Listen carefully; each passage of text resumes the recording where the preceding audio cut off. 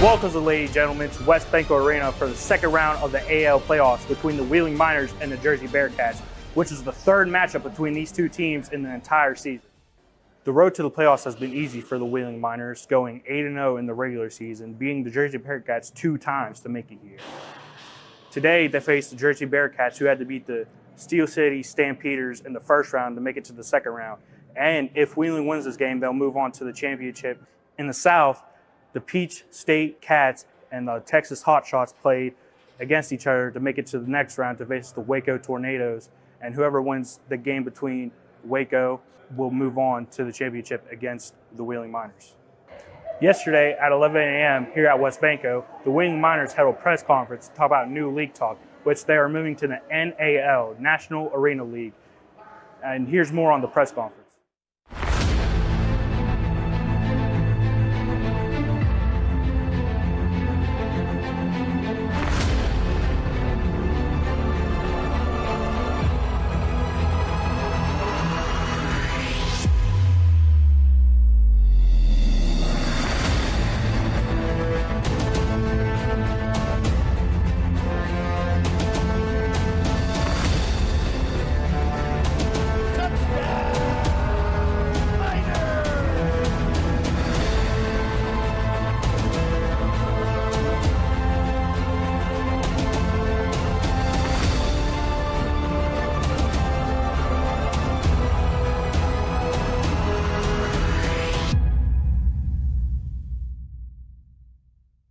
Well, good morning, everybody, and welcome to WesBanco Arena.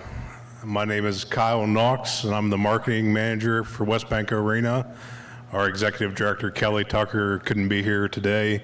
She sends her regrets. We work really hard here at WesBanco Arena and the Capitol Theater to present diversified entertainment to the Ohio Valley. And indoor football has a long history, going clear back to the Greyhounds, and a long time here in the Ohio Valley. And we're really excited to work with the Miners, and it's been a great season working with them and Coach Rez, and we're excited to continue working with them and continue expanding this partnership. So with that, I'll turn it over to play-by-play announcer Chris Thoburn.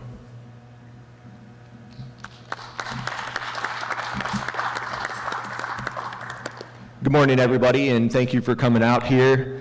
As you guys know, we've had a great season, but the best part is we're not done. There's still work to be done here, and these guys sitting here, when I sat down with them when they first came to Wheeling, they said, we expect to win. It's a championship or nothing else. And you can see what this team has been able to do this year, and it's been a pleasure bringing you all these games, especially getting to know the players that have become family, the coaching staff and ownership that have become family. It's been awesome. I've done high school football in this valley.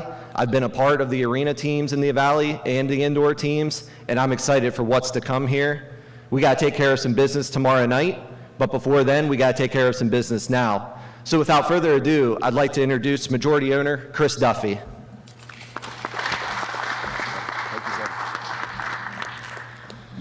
Good morning, guys, players. I'd like to first thank the city of Wheeling for giving us the opportunity. The staff, everybody knows that the staff here works their butts off putting this field down on and off, so I do appreciate that, and we all do. I'd like to thank the Ohio Valley, the season ticket holders, the support. I want to remind everybody tomorrow, big game, please get your tickets. Let's go Miners. Let's just finish this, and I appreciate it. Let's go Miners.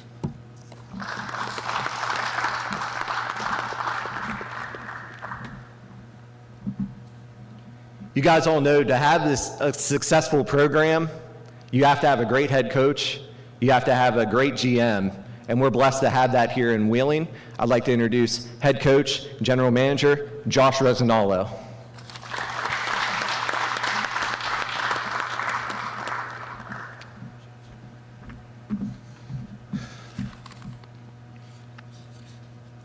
Well, appreciate everybody for coming.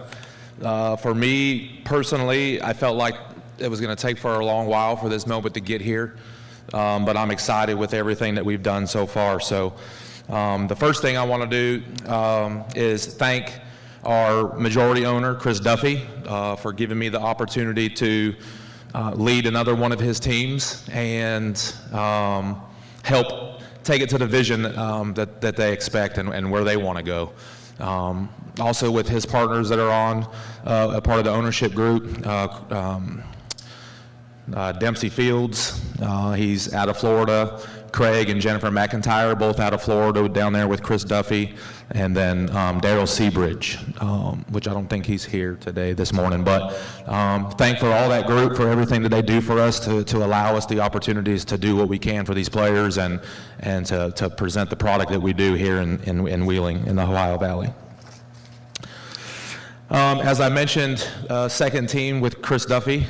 We won a championship together back in 2018, so I was pretty excited about the opportunity to try to do that again, especially in a different city, in a different venue. Just a pretty good experience for me. Briefly about myself, everyone calls me Coach Rez, but my last name's Resignalo, Josh Resignalo. But everyone knows me as Coach Rez, and that's okay to me because I don't like people messing up my last name. I've had to deal with that all my life. So just a little bit about me, though. I am a Marine Corps combat veteran. That is first and most important to myself. For everything that I do in my life as a father, husband, coach, everything that helps me guide me down my path of what I got going on. So this is my 17th season in this game, indoor arena game. I don't look like that old, but I'm getting there. I'm not young anymore. Can't run around like I used to. So. But 15 of those as a coach and 2 as a player when I got out of the Marine Corps in 2005. I played 2 years of indoor arena football. I'm also a high school football coach back in North Carolina, and in my 16th season doing that.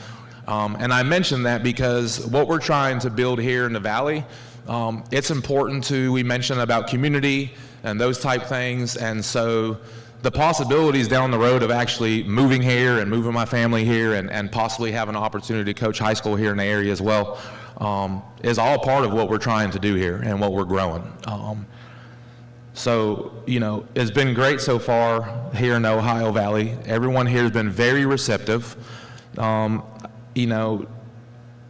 biggest thing is to have a team around you that is helping make everything be as successful as it is. From our support staff, from our dance team to our mine line, which is our very own percussion drum line, which is pretty cool to have. And then the staff here at WesBanco Arena has been great. Kelly and them have been awesome for us. It's been very helpful to have that as a easy transition into what we're doing and where we're going. And specifically Scott and his staff here at the arena. Without them, we couldn't be doing all the stuff that we do here, and they do a good job of setting everything up for us, and they're there for anything that we need. So really overall for us of where we're at and why we're here today, is some of the things that were brought up to us when we first started here, and we're still kind of dealing with it a little bit, is the team going to stay here? Is the team going to be around longer than 1 year? And that's really the question in any franchise in any city across this country where all indoor football teams are.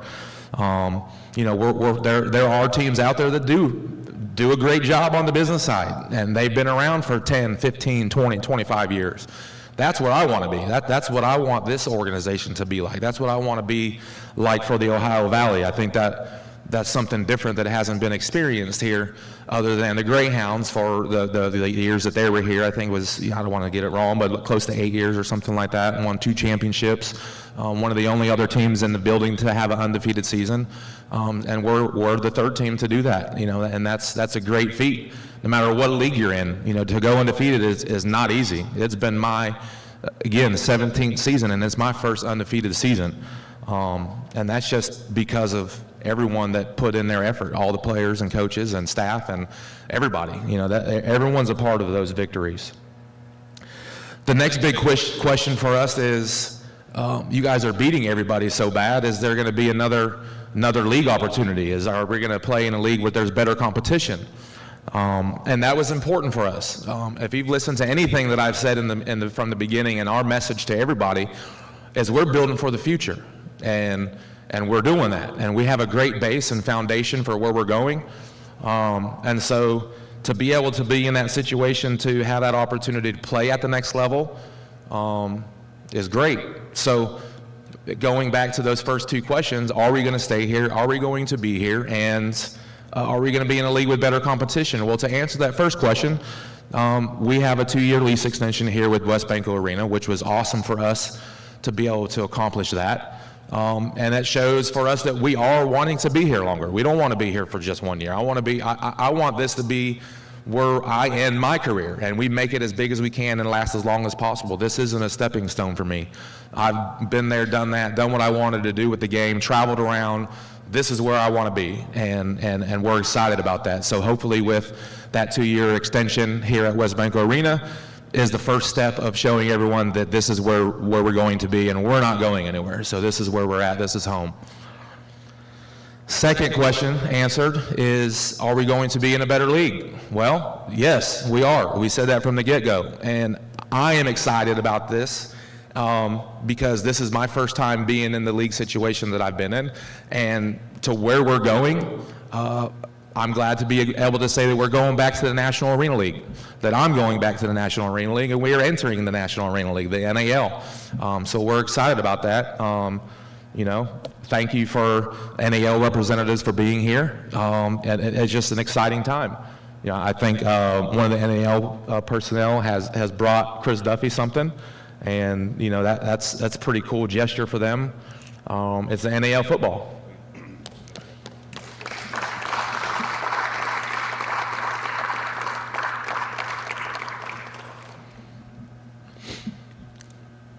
So with that, we checked some boxes. We're going to be here. We're playing in a better league. Now, for us to last for 20-some years and be here for a long time, we got to continued support, and it's got to continue to grow with our community in the Ohio Valley. The seats here in this venue in WesBanco Arena need to be filled. If you want us to stay here, well, help us stay here. We'll do the things that we're supposed to do. Help us out and come support us on game nights. Specifically tomorrow night, being a big playoff game versus Jersey, for the opportunity to be in the AAL2 championship game July 6th. But enough of hearing from me. We'll get on with the rest of everything. But most importantly, I want to thank everybody for coming out here. There's a few fans, all media, players, families, everyone that supports what we do. Thank you very much for coming today, and go Miners.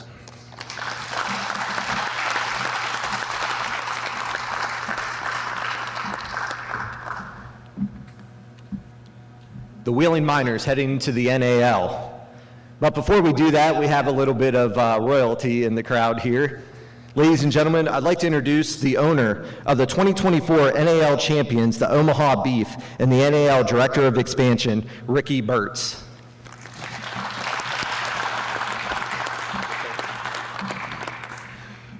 Well, first of all, thanks on behalf of the National Arena League for welcoming us. We're excited for Wheeling to join the league for the 2025 season. And really, this is a goal that we have not only as a league, but I know that this organization has. And I'm going to talk about two of those parts. These goals are intertwined. We're going to talk about opportunity. The first part of opportunity actually comes to if you are a business owner, if you have a job, you're currently employed, raise your hand. Everybody, if you have a job, you're employed, you work currently or something like that. So, yeah, always got to look to my right with this guy. Opportunity comes in many forms and fashions, and this is a business at the end of the day. And with a recent business study that was done in the state of Nebraska by a University of Nebraska student, they estimate that after a period of just 4 years, an indoor football franchise will have an economic impact of $3.5 million on an economy. And that is just, that's something that's just so tremendous. This is a business, and it is these types of businesses that are the backbone, what I believe is a great nation. This is a small business, and Coach Rez talked about it. We need your guys' support, not only in the stands, business partners that show on up. Thank you for the media that shows up, and pursues these opportunities, because that's what they are. These are business opportunities for people to grow into their career. And those opportunities, which is the second form, we always talk about the players and them advancing to the next level, but opportunities extend beyond that. I see a couple of ladies here that look like they're part of the Miners dance team. My former dance team director, she went from being a dancer to the director. She is now the dance team director of the Minnesota Timberwolves in the NBA. It's an opportunity that this very same business provided her. Is there anybody that's a Green Bay Packers fan out here by any chance? I see. I don't know if you give me a thumbs up or thumbs down. Their head coach, Matt LaFleur, played quarterback for my organization, the Omaha Beef, ladies and gentlemen. So it's not just about opportunities for the football players on the football field, but their lives beyond that. And it's the city of Wheeling, the Ohio Valley has done a tremendous job supporting the Miners this first season. And make no mistake, it's because of that support. It's because of you that are here today, the staff members at the arena, the people that are watching online, the media.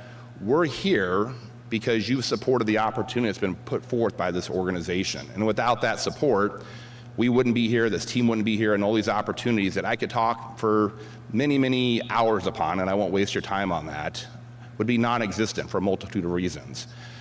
As a representative of the National Arena League, this is the first of several franchises that we'll be announcing for the 2025 season. And I'll say congratulations to the players and the coaches that are here representing the community, doing the tremendous job you guys have done. I've admired this organization on the field and off the field, and your guys' impact in the community cannot be understated. So thank you for representing the organization on the level that you guys do. And I know that you're gonna have 21 other guys show up tomorrow that are gonna have a different objective than you guys. And at the end of the day, we'll leave it all on the football field. But thank you guys for leaving it on the football field, not only indoors, but outdoors as well, because your guys' impact is what provides these opportunities as well. This is all about opportunities. And so we're excited about our expansion for the 2025 season. Our league meetings will be taking place the middle of next month in Omaha. Chris and his entire ownership group will be there as well. And it's these people that will be charting the future not only of this great organization, the organizations that we've yet to announce, but also the league as well. We are a league that is owned by the team owners, and it's those team owners that set the direction. Your guys' involvement in this organization is what helps guide all of us to do a better job for you, the fans. Because at the end of the day, without the fans, without the support, none of this would be possible. I mean, we are a business, and we listen to the people that are there. And I'm excited to come to my first Miners football game tomorrow. And you know, I've seen a lot of games on TV, and you guys do a tremendous job. I'm excited to see what it's like in person as well before, for full transparency, eventually showing up and playing a football game against you guys next season. But we'll worry about that another time. You know what I mean? We'll worry about that part in the off season. But on behalf of the National League, thank you so much for welcoming us. Thank you for giving us the opportunity to partner with such a great group. And we're looking forward to not only next season, because as Coach Rez talked about, we just finished our 25th consecutive season, and I know that Chris and the entire staff, the coaching staff, they have the same goals and the same ambitions of, you know, I see the banners up here with the Greyhounds. It says 2002 and 2003, and I know that he has aspirations of not only hanging banners up in this arena, but the longevity that comes with that. And think about all those opportunities that over decades are presented to people, and I'm just excited to be part of that. So thank you guys very much for welcoming us. I appreciate it.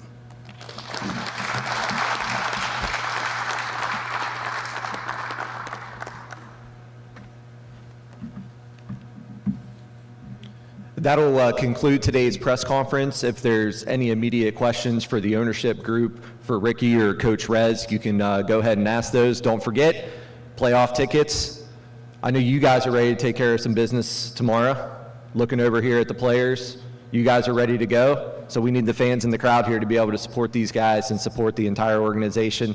So on behalf of all of us here at the Wheeling Miners, we want to thank you. Like I said, these guys will be around here for questions. And that'll do it. Let's go Miners!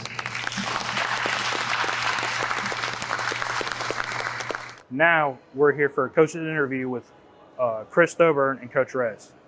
And welcome inside the pregame show. I'm Chris Thoburn alongside of Coach Rez. And Coach, we're finally here. Playoff game against the Jersey Bearcats. Yeah. How's preparation been going into this week? It's been a great week. Film, meetings, everything going like normal. Everyone's really locked in and excited for this opportunity to carry on and keep the winning streak going. Now, what's it been like, because you guys get a week off, you get to watch them as they take on Steel City. What did you see out of film from the first couple times that you played them? Well, for us, eternally, the first game playing them at home, it was our first time in the arena in WesBanco. And we got a lot of rookies on the team, so it was a lot for their first time in the arena, period.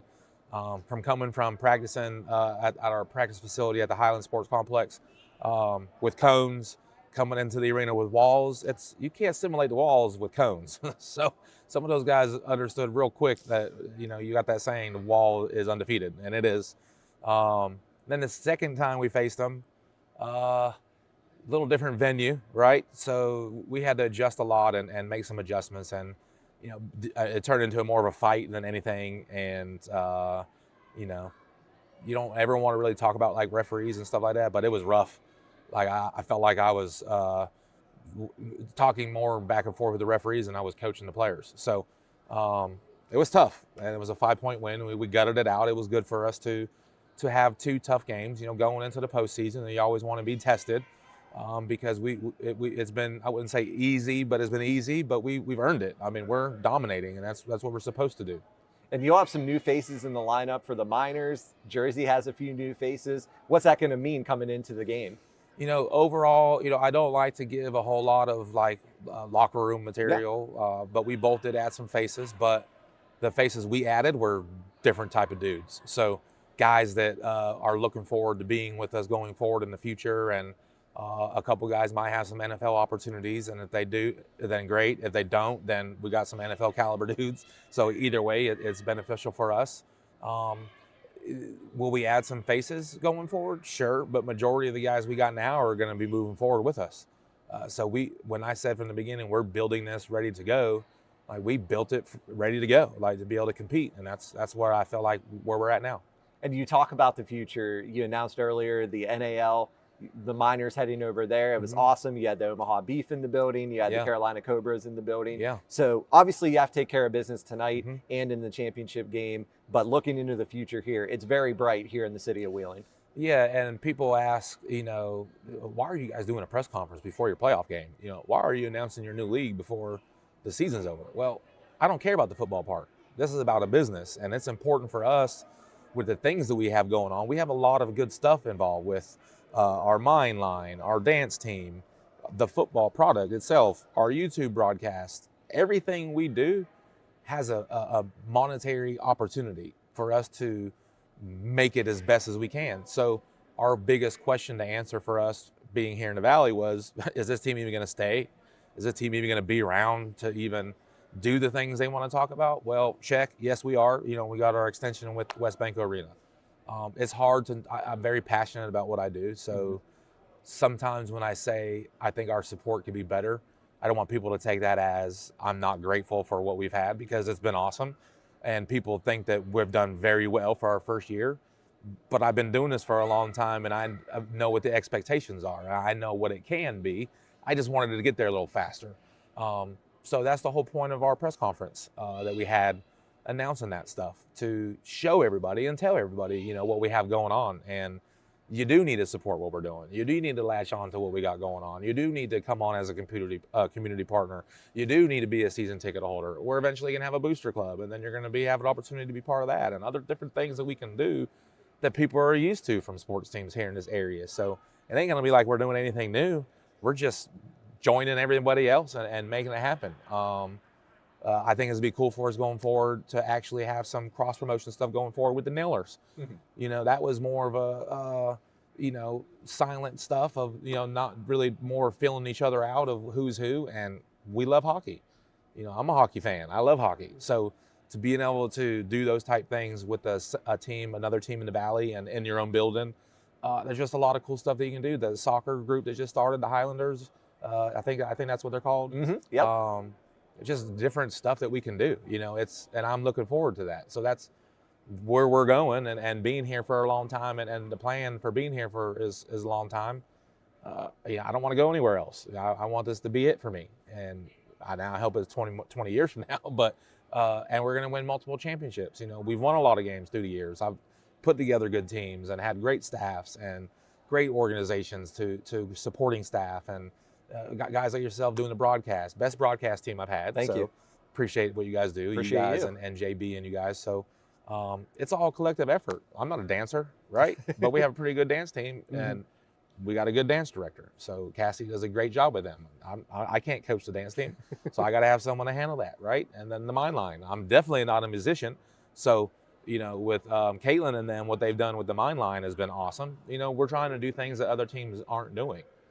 Everyone has a dance team, of course, but the mind line, really, for us to be in our first year, we probably got the best broadcast in the country.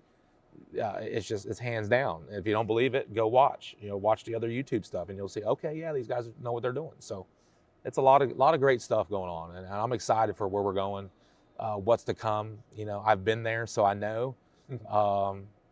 Winning a championship, period, anywhere is awesome, and to have the opportunity to not only win a championship, but possibly do it undefeated, is pretty cool.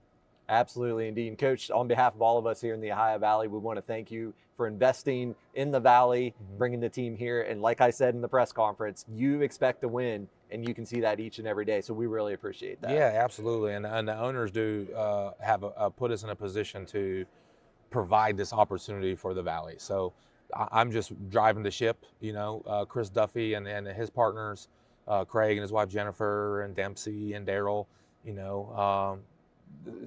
we can't do this without them, right? And we have our moments, Of course. which is any ownership group, they expect certain things, and it's a fun group to be a part of. You've seen the guys, the players. It's probably my best overall group, and everyone says that, and it's a cliche or whatever, but I really mean that. And I've had some good teams, I've had some not so good character guys, but we're trying to win games, so you're going to do what you got to do in those situations. But to be able to put it all together, that's how you win championships after championships after championships. The Sioux Falls of the IFLs winning multiple championships. That's not because they were good. Yes, of course it was good, but they had a great organization, ran great, players are taken care of, and they play together as a team. And there's multiple teams. You can go on and mention all the teams that do that stuff, but that's how you create the names for the teams to last for a long time. And we're going to have some banners up in here. I know it. That's what we don't expect anything less. Absolutely, indeed. Coach Rez, thank you so much for your time. Jersey Bearcats, Wheeling Miners, kickoff coming at 7 p.m.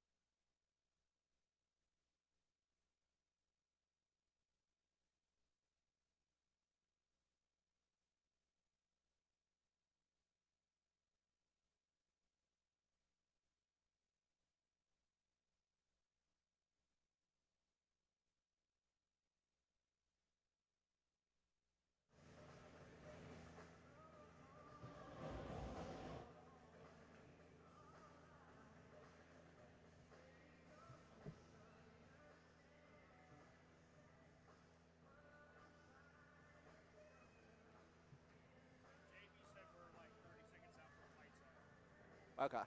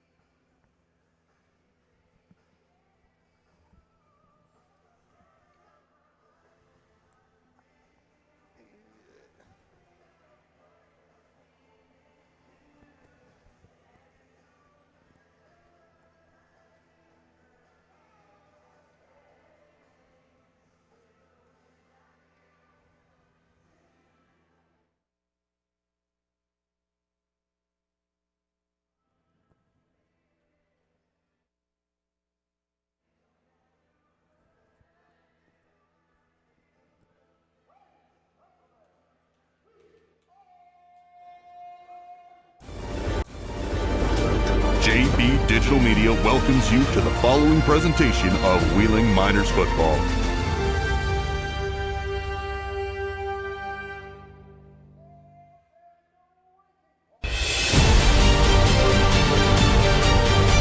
Welcome inside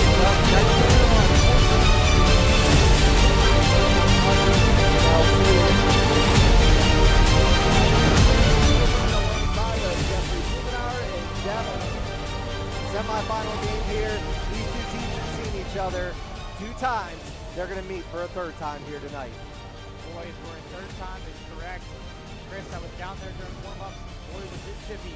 Both teams just going at it, going at each other, and just going to be a great atmosphere, playoff atmosphere. Winner goes to the championship game. That was one thing I was going to ask about. I'm pretty sure they weren't exchanging grandmother's favorite recipe down there on the field. It definitely got intense. Could you tell us a little bit about what you heard down there? Not full disclaimer, no. I don't think JB has his trigger on the beat button. No, just your normal jawing back and forth. Just a great atmosphere for the playoffs. Going to be a great atmosphere for the fans as well. Absolutely, indeed. The Jersey Bearcats coming in at 5-3 on the season. There are only 3 losses, 2 of them to the Wheeling Miners, 1 of them to the Harrisburg Stampede of the AIF, and they came in with a big 40-0 victory last week over Steel City to make their way here to the semifinal game. Yeah, and they looked good, looked great. Everything looked good for the Bearcats. Trying to figure out their quarterback situation is Coach AJ Roque. Got to catch up with him during warm-ups. Said that's his worry here tonight is his quarterback play. If they can get it done on the quarterback side, they can make it a game. Absolutely, indeed. And you're talking about Khalil Trotman. After Stefan Cologne goes down with an injury, in steps Khalil Trotman. He is a very athletic quarterback out there tonight, and Coach Roque is really relying high on him out there tonight. Absolutely, but one thing that he did mention is he has the weapons on the outside to help him out. Yes, we do have Pete Savrides on our side, but they have some very good receivers over there with the Jersey Bearcats. And you can kind of just go down the lineup there. Brandon Renford, Todd Simmons, Tyler Cooperwood, Jerry Halsey. I mean, these are all big-time wide receivers out there for the Jersey Bearcats. They have a very good running game. They have been extremely strong on defense so far this season. That has been their bread and butter. It has been the defense of this Jersey Bearcats.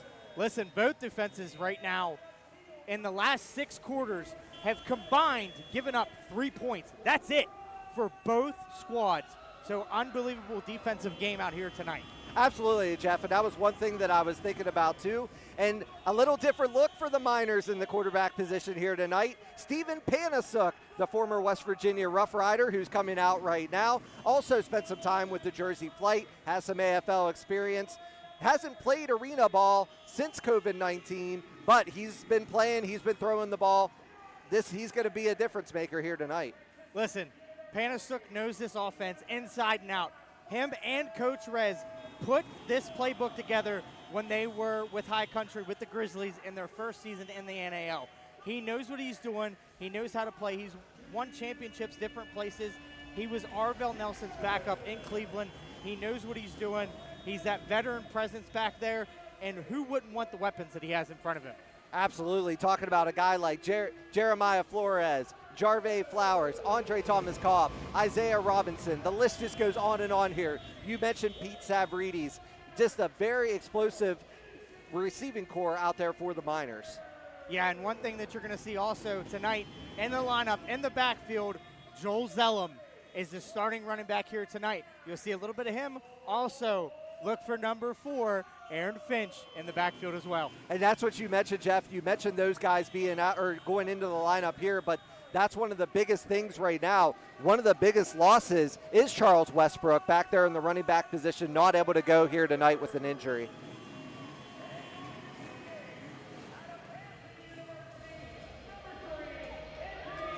There's Anthony Prevost. Look at this. Coming out with the Nightmare on 14th Street and the hammer. I love it. Going exactly with the theme here tonight is Anthony Prevost. What a great job of introductions there for the Miners. Like I mentioned, Chris, extremely chippy, still getting chippy down there is the Bearcats and the Miners. Absolutely indeed. Khalil Trotman, the quarterback, one of the ones right in the middle of it here. These two teams could not wait to do battle here tonight. And here's the thing, Chris. Jersey coming in as the defending champions of last year's AAL2. They want another shot at the championship game, and they have to go through the Miners to do so. Absolutely indeed. And like I said, it's always hard to beat a team 3 times. And that's what the Miners are going to try to do here tonight.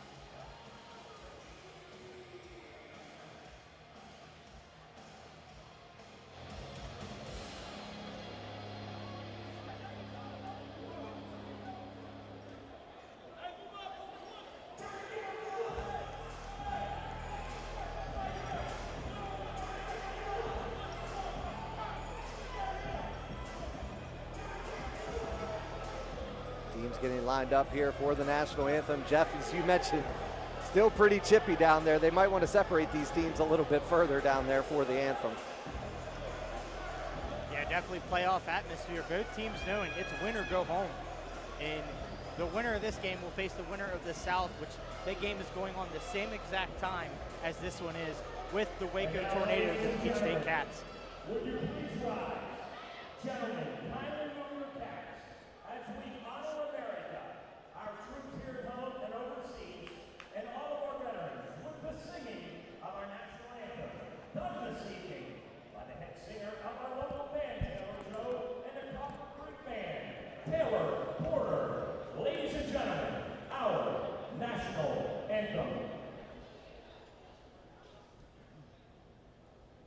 Oh, say, can you see by the dawn's early light what so proudly hailed and the twilight passing, whose broad stripes and bright stars through the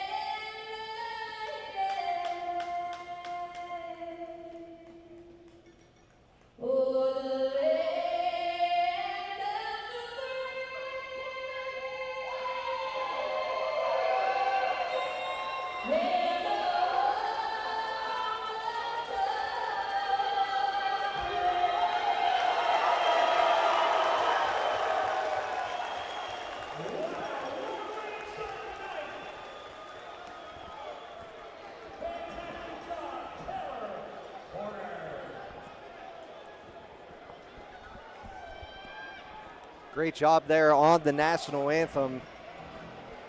Here as the two teams coming together here. Some shows of respect down there, Jeff, especially with the series that these guys have had. Forgive us, folks, here. We're working out a few technical difficulties down there. Or down here, I should say, in the booth. There we go. Try to get the audio together there. You hear me, Chris? There we are. All right. We are ready to go here. Sorry about that, folks. Just like I said, a little technical difficulty to begin the game here, but we are ready to go as the two teams coming together here for the coin toss. Jeff, those jerseys looking mighty sharp down there for the Miners in the dark blue here tonight, and they're going to go with the white pants and the white tights. Yeah, different look for the Miners here in the white pants. Normally running with the black pants, but I like the white pants. Different look for the Miners here tonight. So just a great, like we mentioned, great atmosphere, good crowd on hand here tonight. One of the best that we've had all season long. So sit back, relax, enjoy playoff football. Like I said, it has definitely been intense out there. John, I love it. Like you said, Jeff, it is a playoff atmosphere. And, of course, these two teams are pretty sick and tired of each other as well. Yeah, after you play a team, this will be the third time, and you played here once and up there once. I mean, just both were great games. So I fully expect a great game here again here tonight. But the defenses are definitely going to be taking center stage here in this one. The Bearcats have won the toss, and they choose to receive. So we will see the Miners defense. And Jeff, if you remember, though, the very first play at WesBanco Arena, Wheeling Miners history, Jersey threw a touchdown pass. So you have to imagine Coach Roque is going to come out throwing some haymakers here right in the beginning. Absolutely. Like I mentioned, I got to chat up with Coach Roque a little bit, talked about the trip and everything coming up here. Definitely excited to get a chance to try to get back to the AAL2 championship game. But in his eyes, and he mentioned it, this is their championship here tonight. I mean, you have the two best teams in the league right here in the same division. Sometimes it happens that way. It really does. Last season, it was the Jersey Bearcats over the Steel City Stampede, and you know they want to get back here again tonight. We'll get our first look tonight at Anthony Prevost, the kicker out of Hampton University. The Miners will be moving from left to right as you look at your radio dial.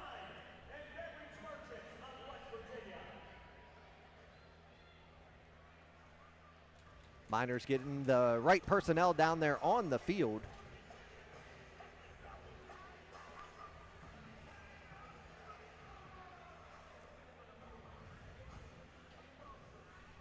Back deep for Jersey. One of the teams that sends two guys back, Kyle Ward.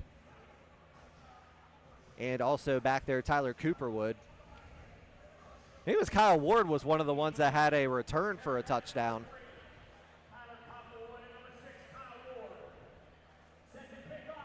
Or check that, Tyler Copperwood. Sorry about that.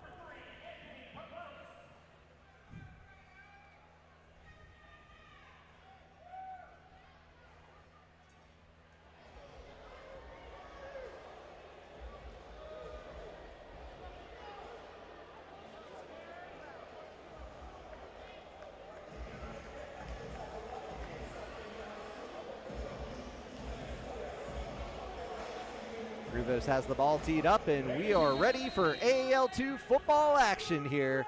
Wheeling Miners, Jersey Bearcats for the AAL2 semifinals. Here's the pop-up kick here from the start from Prevost, and it'll be received at about the 20-yard line, and that is where Jersey will begin their first drive of this game. Tarek Pusey, New Haven, Rhode Island product, and the Bearcats will be in business on the Miners' 20-yard line. Miners rolling the dice there, trying to steal possession right off the bat. Prevost puts it up in the air, a little too close to the boards. Jersey played it perfectly there in good field position to start their first drive. So the starting defense down there for the Miners, it's the Georgia product in Sean McGee, the Central Michigan product in Robbie Stewart, and the Seton Hill product in Dio Dessois on the defensive end position. Andy Plowden, Javon Johnson in the linebacking core position. Here goes a man in motion. It's Renford. Trotman back to pass. It's going to be a quick pass right over to the 20-yard line. Let's just give him one on the play. And that'll be a second down upcoming here for Jersey. So trying to get Trotman comfortable back in the pocket there. The Morgan State product completes it out to Tyler Copperwood. And it'll be a gain of one. Brings up second down and 9 for the Bearcats. A.J. Roque going right after Dante Mason right in the first. That was one of the many players down there, Chris John, a little bit. So that was a little get back there for the Bearcats. Great job there by Mason, breaking down, seeing the play, and allowing a minimal gain there. Lamont Wade, Dante Mason, Tyree Williams are the defensive backs for the Miners. Trotman back to pass. It's a screen pass, goes well over the head of the intended receiver, Kyle Ward, and that'll bring up a 3rd down and 9 for the Miners. So Trotman just getting a little bit too excited there on that one. Hey, good catch there on the bench by Aaron Finch.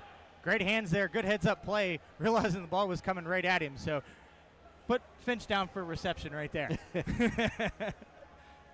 Aaron Finch, the Wheeling University product. Just underway here in the first quarter, no score. 3rd down and 9 upcoming for the Bearcats. Wade, Mason, and Tyree Williams, the defensive backs. Plowden, Javon Johnson, the linebackers. Trips over to the far side. The man in motion for Jersey will be Kyle Ward. There goes Ward in motion. Trotman, 3-step drop, pressure coming. Trotman looking across the middle. He finds Renford, who gets slammed into the boards there by Lamont Wade. Great crossing route there by Brendan Renford, and he makes the catch, and that'll be a 1st down for the Bearcats inside the 5-yard line. There's the veteran there in Renford coming across the middle, bailing his quarterback out, continuing his route there, giving his quarterback an outlet there, and starting in goal position here. Receiver here on the near side, Kyle Ward. Renford will be the man in motion for Trotman. Trotman going to hand it off up the middle, trying to go to Big Nas Adams. He's going to be driven backwards, and that'll bring up a 2nd down and goal for the Bearcats. Andy Plowden coming up there, snuffing it out. Great job of him, and also Lamont Wade coming through the middle, helping out his middle linebacker.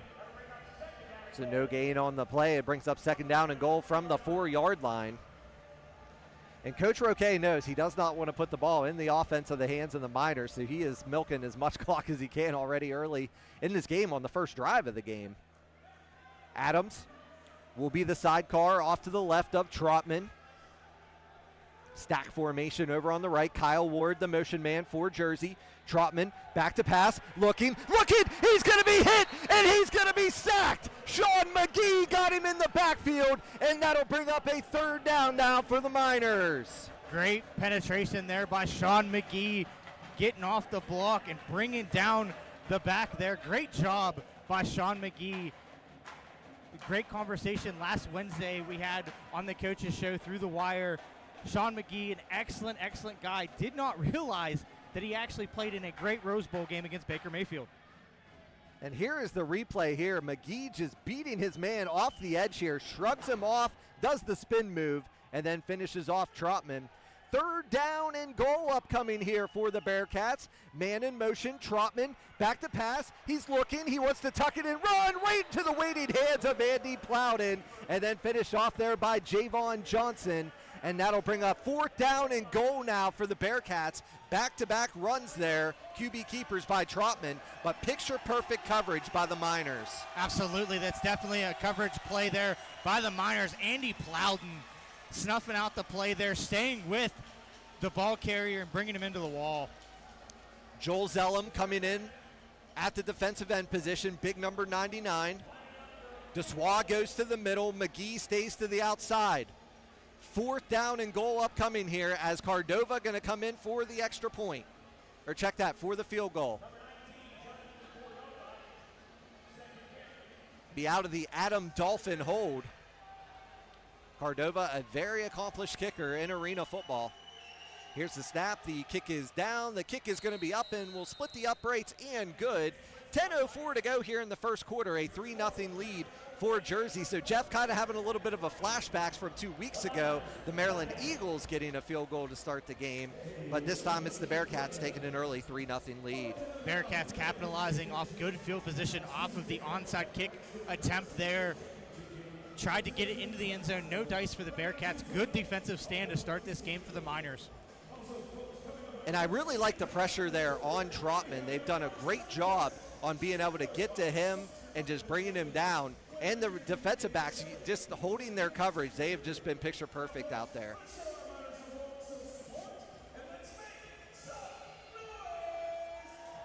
Jonathan Cordova set to kick off here for the Bearcats. Speedy Jarvay Flowers, the former Carolina Cobra, back deep.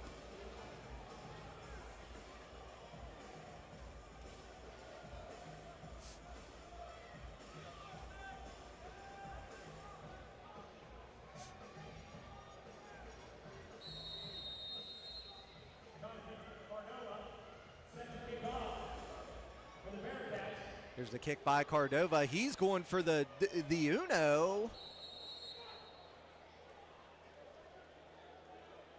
I didn't see the signal. I mean, it hit the outs. So it is going to be a touchback. I couldn't tell by the way that it hit the net. Couldn't tell if he knocked it through or not. Get our first look at Steven Panasuk. Very, very accomplished quarterback as well. Veteran QB out there for the Wheeling Miners as they will start this drive on their own 20-yard line.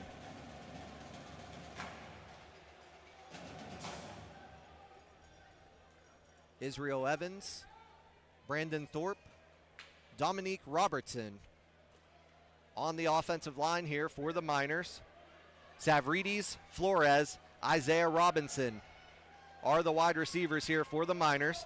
Panasuk going to pitch it out to Zellum on the carry, and Zellum is going to be brought down immediately. No gain on the play. It'll bring up second down and a long 10 out there for Wheeling.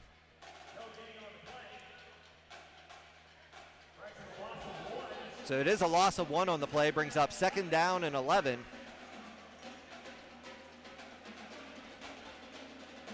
For the Miners, trying to get Panasuk comfortable in there, Jeff. Absolutely trying to get his bearings back underneath him. Been a while since he's been in an arena like this. So Panasuk going to come in under center. Flores, Savridis, Isaiah Robinson for the Miners. Here's a snap, Panasuk back to pass, and Flores able to make the catch. So once again, try to get Panasuk comfortable in there. It's a quick pass to Flores. Call it a gain of 4 on the play, and that'll bring up a third down here for the Miners. Just a quick hitter there for the Miners.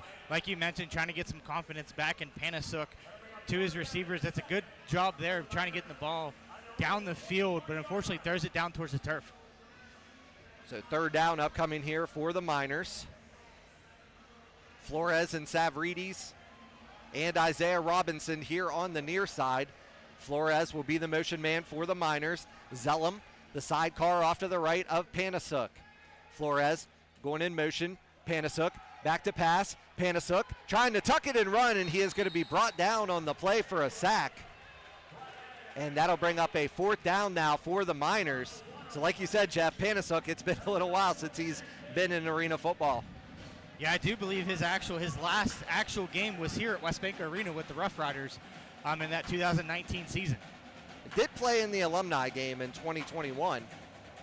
7:24 to go here in the first quarter. 3-0 in favor of Jersey. In on that sack, Tyreek Noble. So bring up a fourth down and about 7 here for the Miners. Zellum, the sidecar off to the right of Panasuk. Flores going in motion. Ball's going to be fumbled on the play. Still on the ground, and Jersey's going to pick it up. Getting the recovery there for Jersey was Shea Davis. And almost similar field position here for the Bearcats.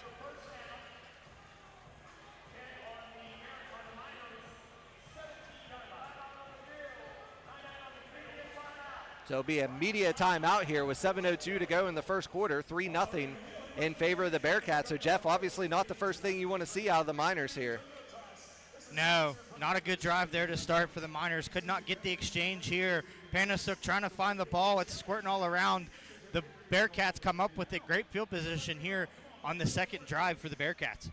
That was our health play and replay with 7:02 to go in the first quarter. 3-0 in favor of the Miners.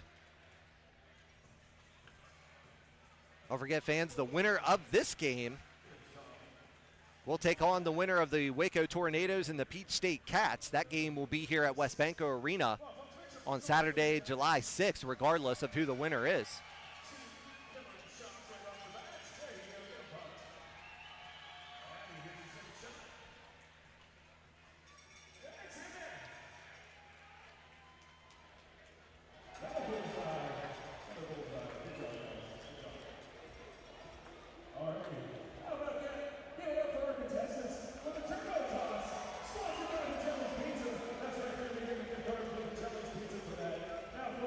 That's a little quiet here, so let's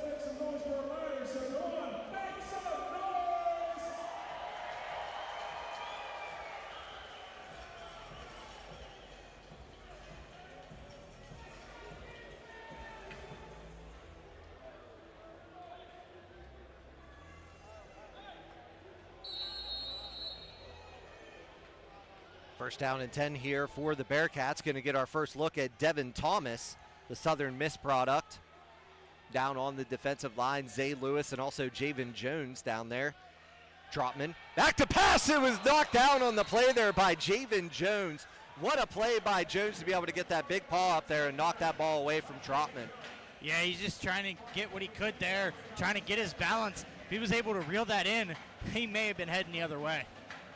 Second down and 10 upcoming. Ball on the near side hash mark of the 17-yard line for Jersey.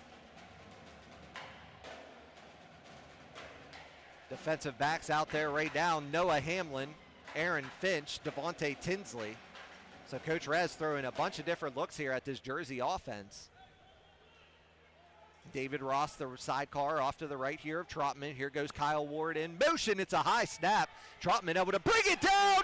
Trotman though is going to be hit, and he is going to be sacked by Javen Jones, and it is going to be a fumble recovery, and the Miners have the football. Great stand there by the Miners, getting the ball back. They have to do something here offensively to try to put some points on the board. So Javen Jones with the big hit there and put the Miners back in business on their own 24-yard line. Here's the health plan replay. Trotman just turns around on the pump fake. There's Javen Jones. The ball comes out, and then the Miners recover it.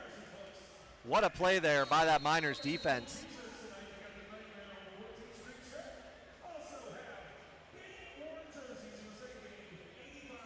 So Panasuk back in for his second drive of the game, of the season actually.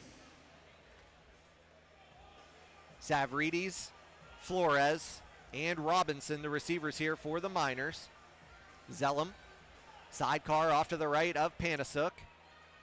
Here's the snap, Panasuk dropping back to pass. Launching one, he has Flores, makes the catch, touchdown Miners! We do have a flag on the play.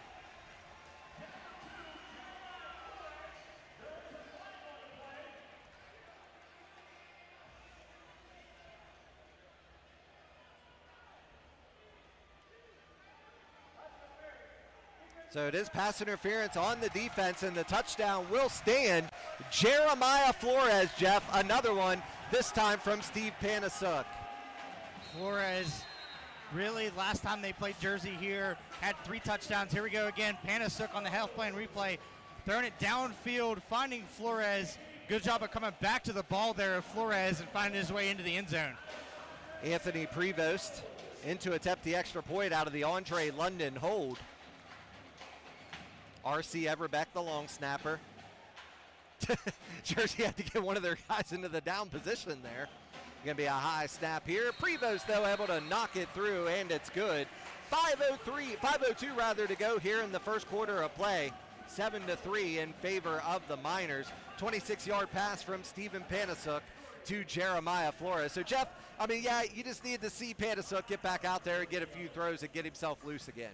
Absolutely. He gets it down the field, and a great target there in Flores. One of Grant Russell's favorite targets is Flores, so Panasuk fits right in there, and throwing the ball to Flores finds his way into the end zone. So each team exchanges a turnover there, rather. Sorry, folks, words are hard. Exchange the turnovers, and then the Miners capitalize there with that touchdown.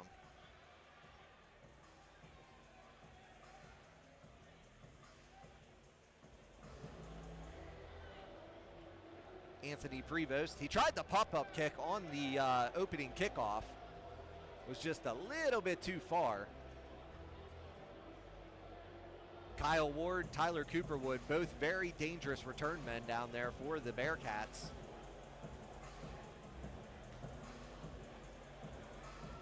Here's the health plan replay again. Panasuk, that 3-step drop, and then letting it go off of his back foot. It was a little bit underthrown, but Flores able to get under it and make the catch for the touchdown.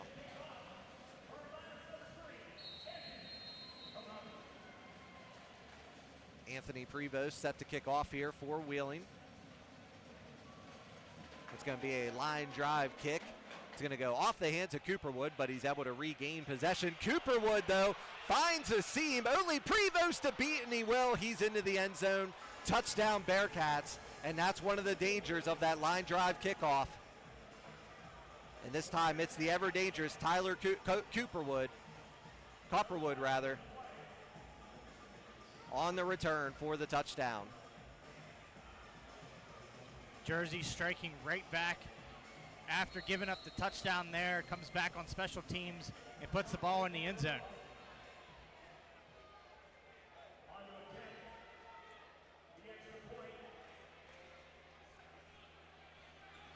Cordova in to attempt the extra point here. This will be out of the Kareem Bernard hold. A little interesting setup here. Cordova going to try the drop kick. And it does go to the left there. No good. So it'll be 9-7 in favor of the Bearcats. Been a while since I've seen the drop kick. I think Anthony Prevost tried it one game. Here's the health plan replay. Line drive kick there by Prevost. Unfortunately, Cooperwood right in the vicinity. And able to juke out Prevost there in a battle of threes, and then returns it for the touchdown. So the Miners trying to answer back. This is exactly what you expected out of a semifinal game. Back and forth action here, but Jeff, we thought it was going to be a low scoring game. Yeah, we did mention that the defenses would have taken over, but they have. I mean, the Miners defense only giving up 3 points, special teams giving up the touchdown there, and then just one shot play there given up by the Bearcats. Other than that, it's been that defensive battle we've talked about, but the Miners down 7-9 right now. Noah Hamlin, the one back deep here for the Miners. It's going to bounce high. Hamlin has to get it out of the end zone there. Gets a couple really nice blocks, but then the turf monster bit him right there on the iHeartMedia logo. So far it has been the Bearcats here in this first quarter, and they have the Miners pinned inside their own 10-yard line.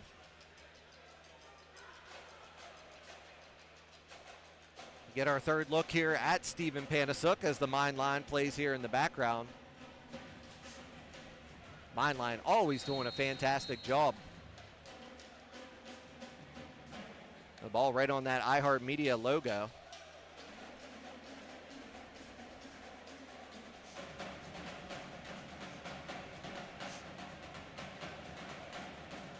London, Flowers, and Thomas Cobb are the receivers here for the Miners. Panasuk back to pass, gets it over to London on the wide receiver screen, and he will be brought down at the 10-yard line. Short gain on the play brings up second down for Wheeling. Short-handed receiver is Andre London, somebody that we've talked about multiple times. He's a vet at the arena game. He's played multiple places, most recently in Green Bay with the Blizzard, who are right now in the top of the IFL, so he comes from a good pedigree, does Andre London, and he was drafted by the Cleveland Browns. Panasuk coming in under center. Sending a man in motion. That's going to be Jarve Flowers. Panasuk back to pass, looking across the middle, and the pass is going to be intercepted by Nick Price. Touchdown Bearcats. I told you this Jersey team came to play here tonight.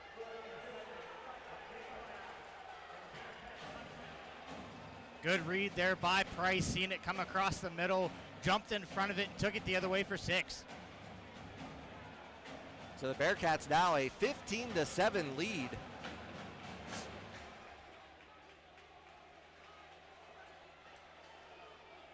A pick 6 and a kick return. Here's the health plan replay. Panasuk coming back, just got rid of that ball way too quick and right into the waiting hands of Nick Price. He was looking for Jarve Flowers on that one, just didn't put enough air on it to get it over top of Price. Here's going to be the drop kick here by Cordova. Drop kick try. And it will be good for the 2 points, but we have multiple flags on the play.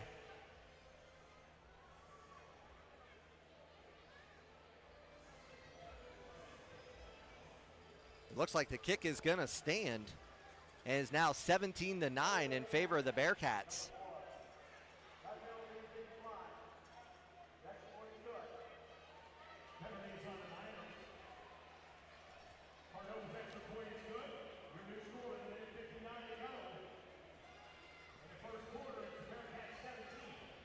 Yeah, 17-7. I stand corrected.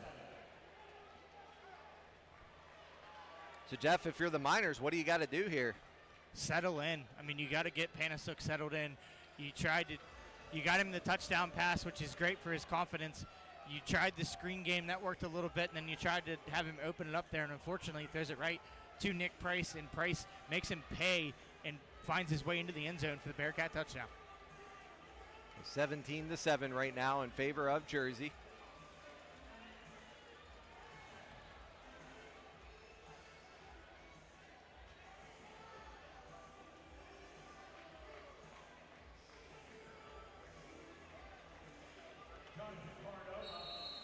Cordova set to kick off here for the Bearcats.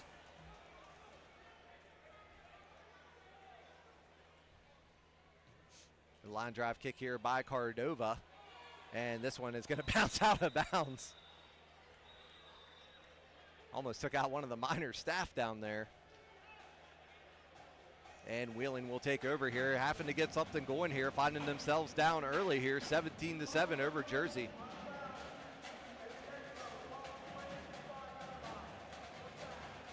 There'll be a 5-yard line here for the Miners. One thing that's extremely different too, Chris, every snap has been under center as well.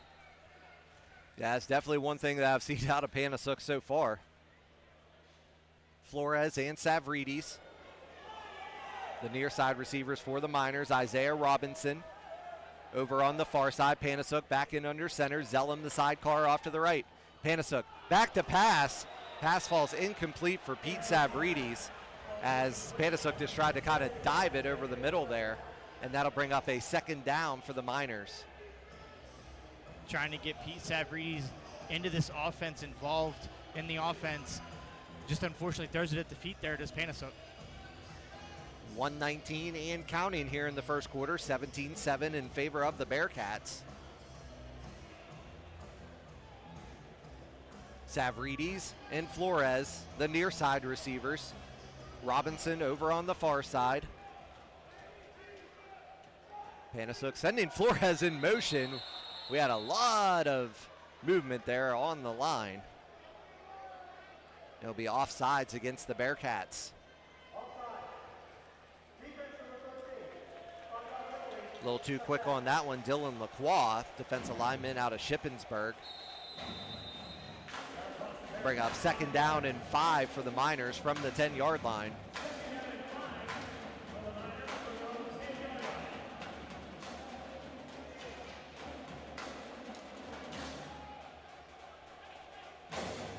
Flores and Savridis, the twins here on the near side. Robinson, far side receiver, will be the motion man for Wheeling.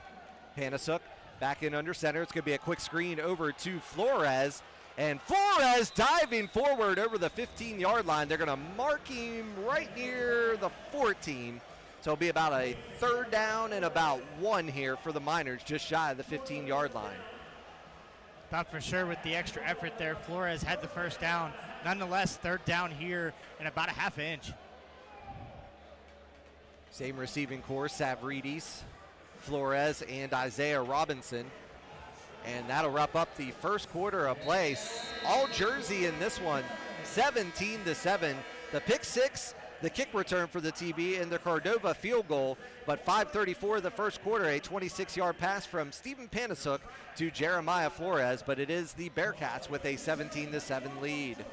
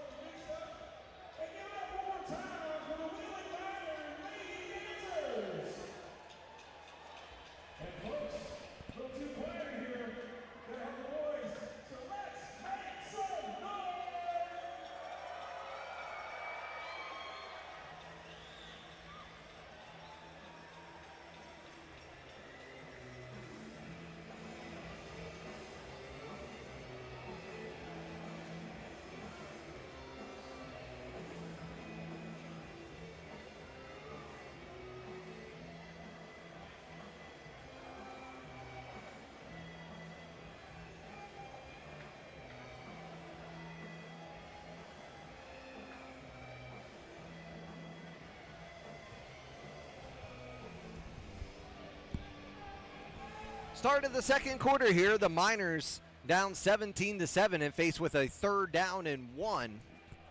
Andy Plowden in the running back position. He will be the sidecar off to the left up Panasuk. Savridis and Flores here on the near side. Isaiah Robinson over on the far side. Goes a man in motion. Panasuk tried to throw it on the spin around, and the pass falls incomplete for Robinson. Pass falls incomplete. It'll bring up 4th down and 1 now for the Miners.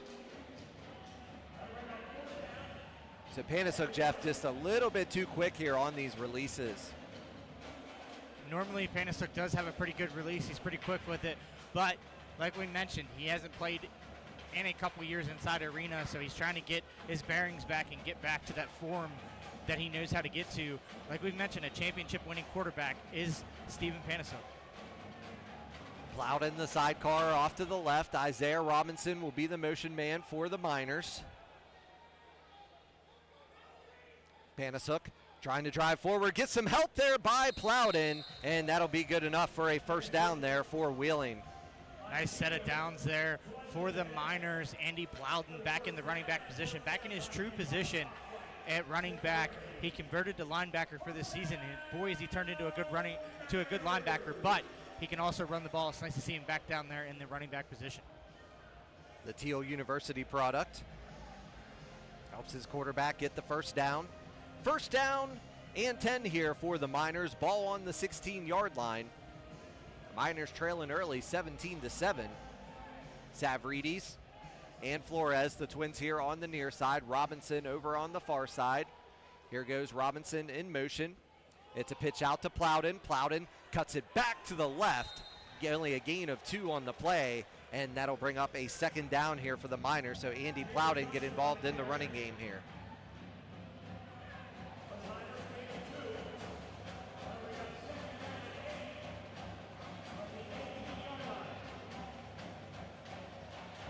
Ball on the far side of the 18-yard line. Brings up a 2nd down and 8 here for Wheeling. Plowden the sidecar off to the right of Panasuk.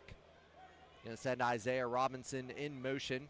Panasuk back to pass, fires one across the middle to Robinson, makes the diving catch, and that'll be a 1st down for the Miners in Jersey territory at the 17-yard line. Nice catch there by Robinson, reeling in the pass there from Panasuk, getting the fresh set of downs and flipping fields here. Good pass here once again on the health plan replay by Panasuk, hitting his receiver over the middle and getting extra yardage there. Good field position here for the Miners. Best of the game. Ball on the near side hash of the 17-yard line.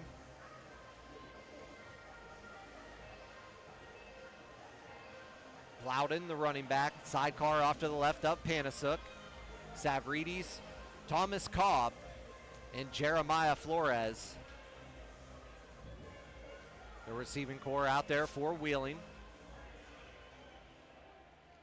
Panasuk gonna send Savridis in motion. Here's a fake pitch. Panasuk trying to throw it away again, and the pass is gonna be intercepted. Intercepting this one is number 22, Tarek Pusey. 2nd interception of the game there for Steve Panasuk.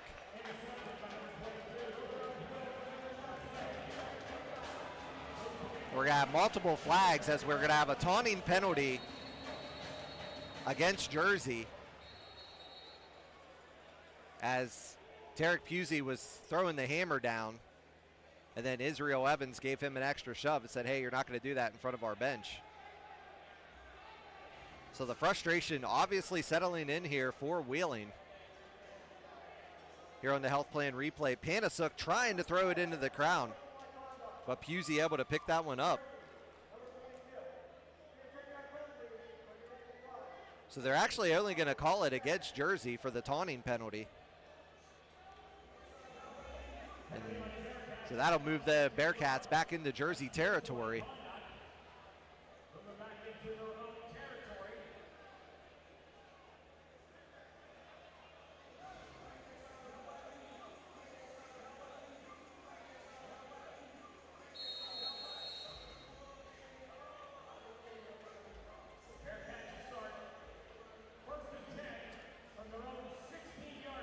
So the ball will be on the 16-yard line in the Bearcats territory after the penalty. 11:27 and counting here in the second quarter, 17-7 in favor of Jersey. Trotman in the quarterback position. Nas Adams, sidecar off to the right. Trotman back to pass. He could tuck it and run. Dud. He's going to run right into the hands of Tyree Williams. Brings him down there. It'll be a loss on the play. It'll bring up second down and long for the Bearcats. Good read there by Tyree Williams, playing in the jack linebacker position, coming down from corner, filling in for Andy Plowden. Johnson moves over to Mack. Great job there by Tyree Williams to see the play, and he was over there before the quarterback made the decision to go to that side. So great job there by Williams to see the play, read it, and make a tackle. Twins here on the near side, Renford and Simmons.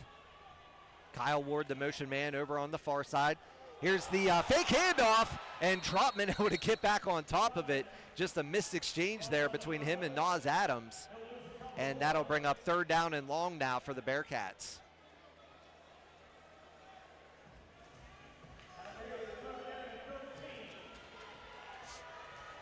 So it brings up third down here as the Miners trying to get the Bearcats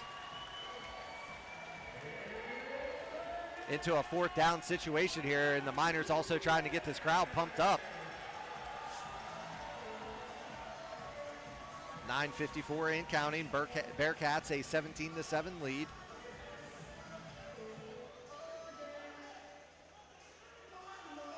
Trotman with Adams, the sidecar off to the left. Man goes in motions. Kyle Ward, Trotman, back to pass, launching one downfield. Picture perfect coverage there by the Miners. Dante Mason on Kyle Ward.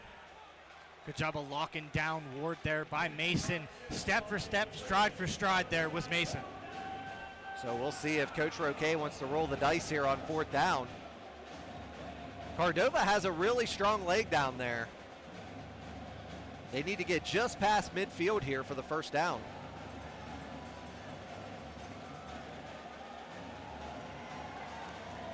So Coach Roque is going to want to talk this one out with his team. 9:02 to go here, 17-7 in favor of Jersey. I mean, Jeff, and I mean, that's the thing, like you said about Panasuk, he definitely has a lot of experience, but it's really hard to throw somebody into a semifinal game. Yeah, first action of the season, throwing him into a semifinal win or go home game, and a chance to play in a championship. So, and against arguably one of the best teams in the league in the Jersey Bearcats. Winner of this game will take on either the Waco Tornadoes or the Peach State Cats here at WesBanco Arena on July the 6th.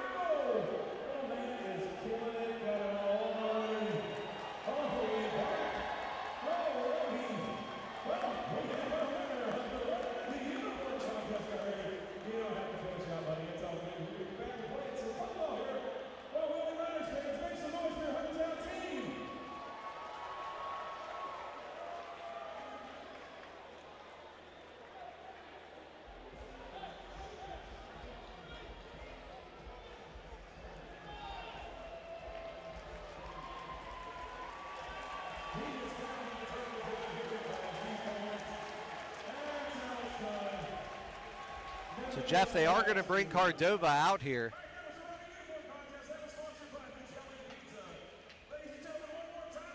Be about a 50-yard try here for Cordova. Lamont Wade back deep here for Wheeling. Wade would love an opportunity at a return here. Hey, I've seen him do it for 102 yards in a college football game.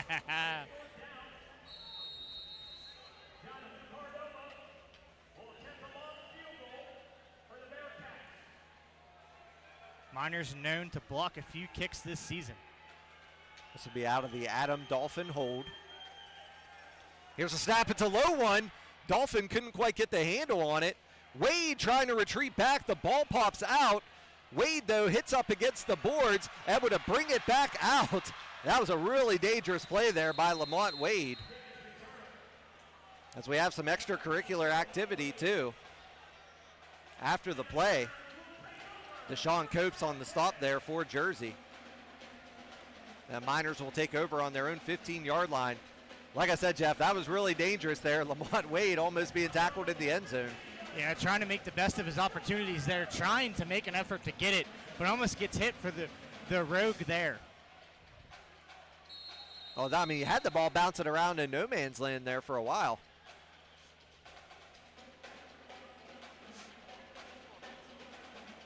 London, the far side receiver. Jarve Flowers here on the near side, or on the far side rather. Andre Thomas Cobb, the near side receiver, will be the man in motion. Here's the snap. Panasuk back to pass. He's going to launch one downfield. He has. Thomas Cobb underthrew him, and the pass falls incomplete. And that'll bring up a second down here for Wheeling. 8:17 and counting here in the second quarter. Cobb had his defender beat downfield. Not enough on the ball there by Panasuk. Completely underthrown. Missed opportunity there for the Miners.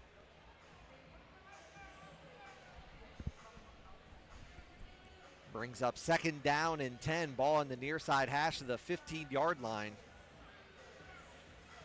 For Wheeling, Thomas Cobb, the near side receiver. Flowers, the far side. The man in motion will be Andre London. Panasuk, back to pass. Looking.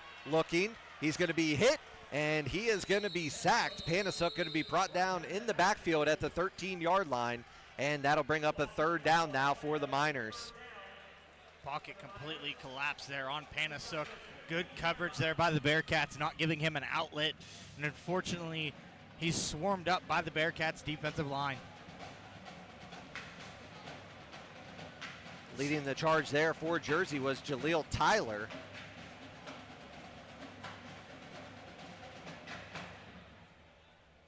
Panasuk coming back in here for the third down.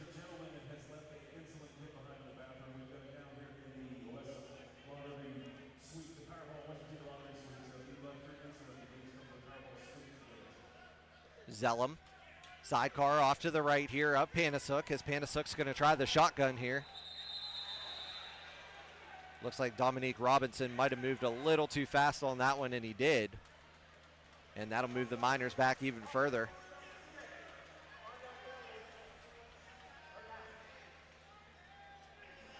So third down and long.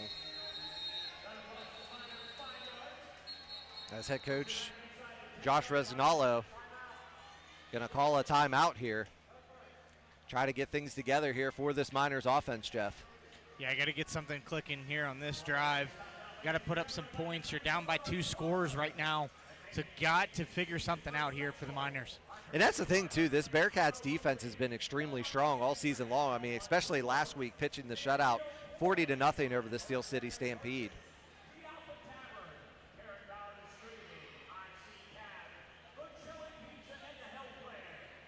I mean, it's a different look even for the offensive line, too, having Panasuk coming in under center.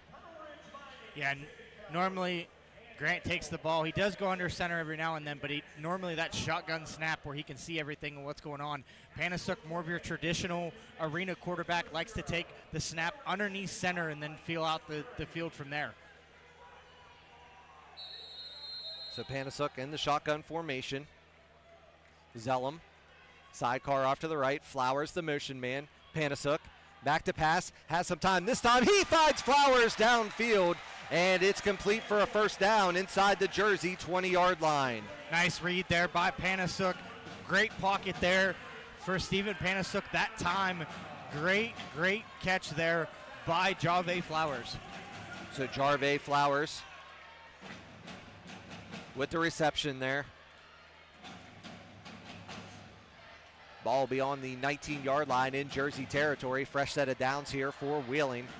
Panasuk, all the time in the world, and just a picture-perfect pass in there to Jarvay Flowers. We're going to have a false start here against the Miners. Oh, and a punch from the side there.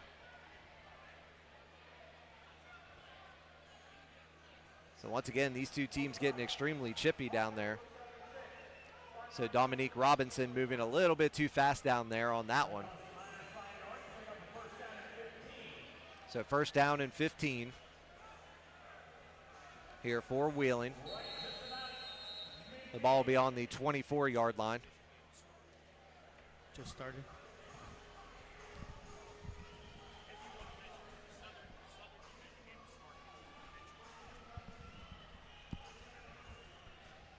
Zellum be the running back. Here's the handoff to Thomas Cobb, but Nick Price, the ball hawk, just coming right through there and making that stop. Jeff, he was somebody you and I talked about at the beginning of the season, just an absolute ball hawk out there. Has an interception for a pick six in this one. Yeah. And then coming through for the big stop there on Thomas Cobb. Price is one of those linebackers that can play both Mac and Jack. He's very good, either or, very versatile down there, and can lay the wood just like he did that on that play right there. So second down and very long here for the Miners as they're back in their own territory at the 22. They have to get to the Jersey 9. Zellum. Sidecar off to the left up Panasuk. Panasuk with the free play here. It's going to be knocked down on the play, but that was a clear offsides there by the Bearcats. So we retry second down here. 4:57 on a stop clock, 17-7 in favor of Jersey.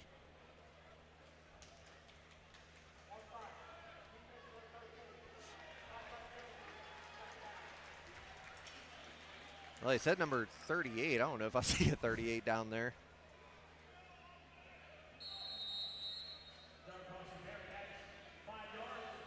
So the ball will be back in Jersey territory to the 24. Second down upcoming here for the Miners.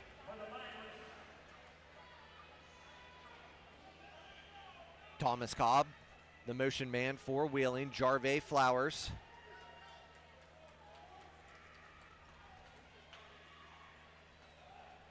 Panasuk. We have a flag on the play. Free play here for the Miners as he gets it over to Jarvay Flowers, and Flowers going to be upended on the play. Ball will be up to the 11. See what the penalty call here will be.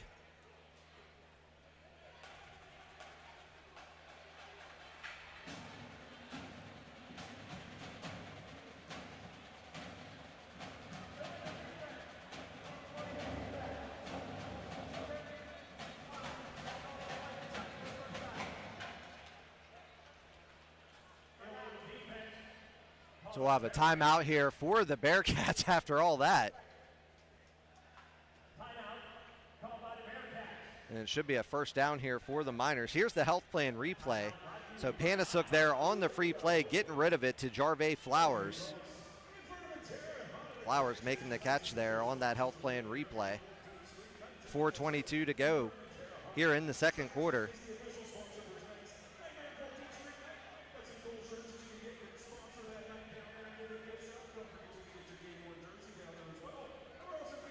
Yeah, it's going to be third down. Yeah, they originally signaled first down, but yeah, Flowers was brought down at the 11. Brings up third down and about 2. Jeff, we're going to have a special guest here at the half that you're going to interview. Yeah, you're going to interview. Okay. Sounds good to me.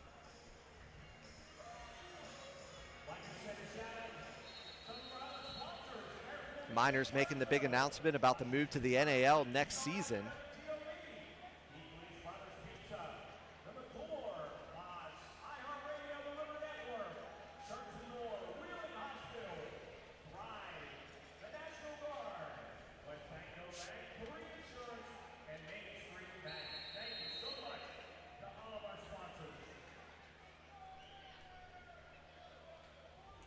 So third down upcoming here for the Miners. Zellum The sidecar off to the left. Here's the pitch out to Zellum. Gets some blockers in front of him. Zellum lowers his shoulder. And he more than likely should have the first down here for the Miners up to the 8-yard line. Big Joel Zellum there on the run. Extra effort there by Joel Zellum, getting the first down, getting a fresh set of downs for his offense, and to regroup here and trying to put some points on the board before half. And don't forget, the Miners will get the ball back at the half. So a fresh set of downs here for Wheeling.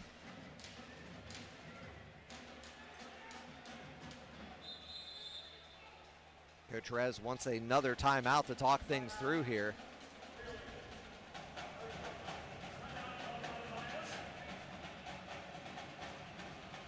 As you can hear the Mine Line playing here in the background.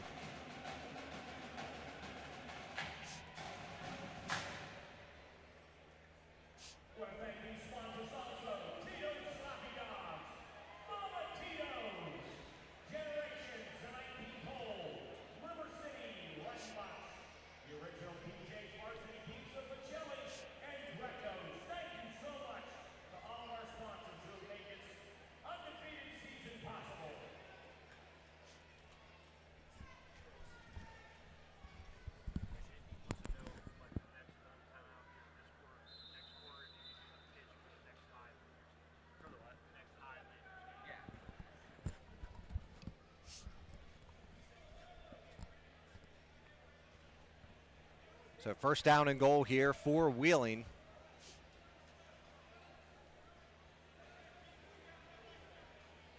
Plowden will be the sidecar off to the right. Savridis will be the man in motion. Thomas Cobb and Andre London. Here's the pitch over to Plowden. Flag on the play. Plowden bounces off of a few defenders and will be brought down. We do have the flag on the play.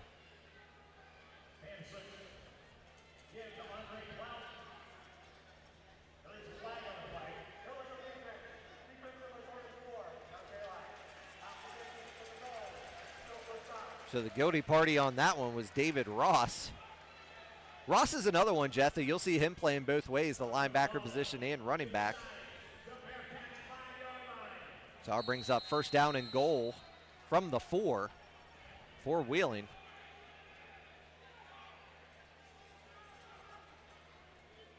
Miners, like you said, Jeff, trying to get one on the board here before the half.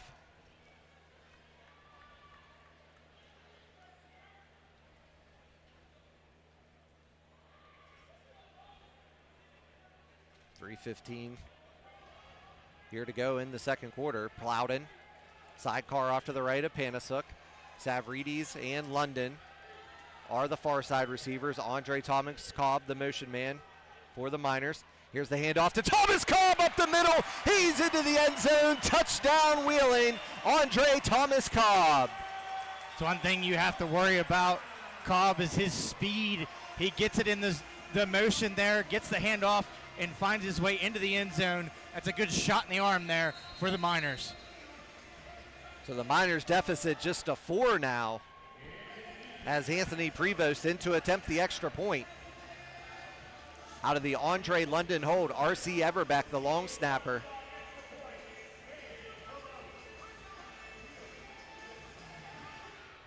Prevost is set. Here's the snap from Everbeck. It's going to be a low one. Dre London going to pick it up, lowers his shoulder, dives toward the end zone, and he has the 2-point conversion. And we have a couple flags on the play.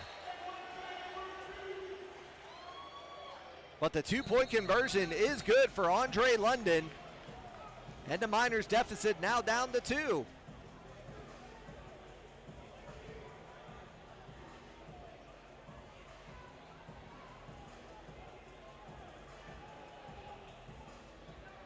They are not happy about the spot of the ball.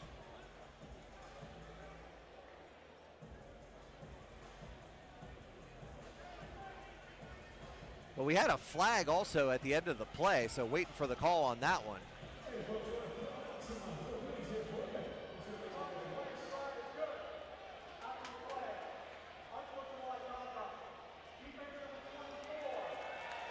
So David Ross again Here's the handoff on the health plan replay to Andre Thomas Cobb. Look at the hole here, Chris, by the offensive line. Completely opened up. Great room there for Cobb to find his way into the end zone. Here's a two-point play. Oh, yeah, he's in. Right across there is Andre London for the 2 points. Good fire call there by Andre London. Bobbled the snap, picked it up, took it in himself.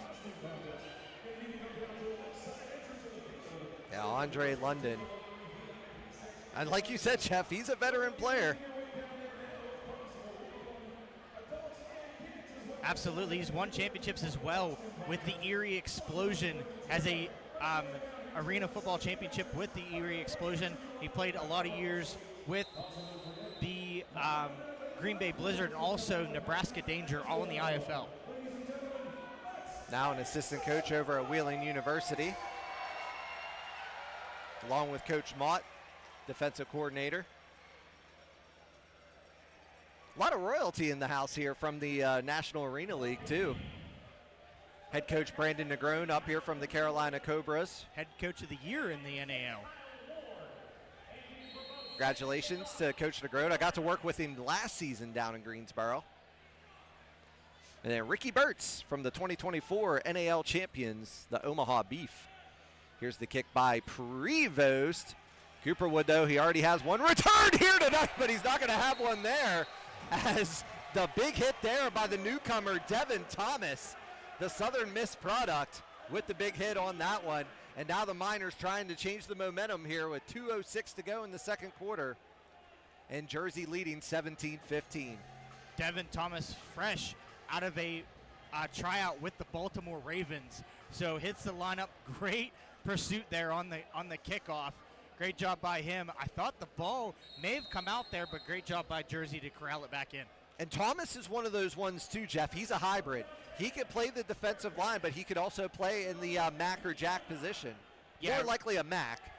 A true wild card down there. Really, he can play anywhere he wants to. Flag on the play. Coach Mott was jumping up and down before that one even started, so he obviously saw something.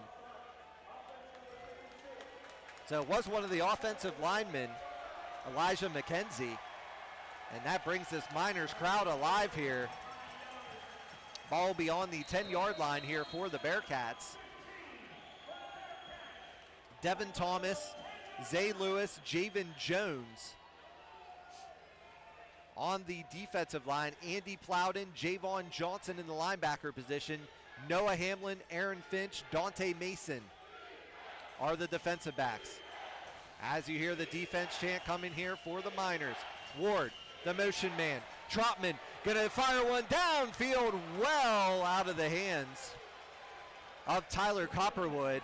Aaron Finch had the coverage the entire way.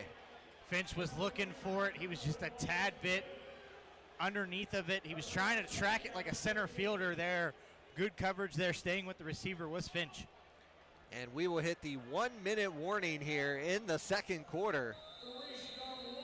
So the Miners coming alive here and trying to change this momentum, Jeff.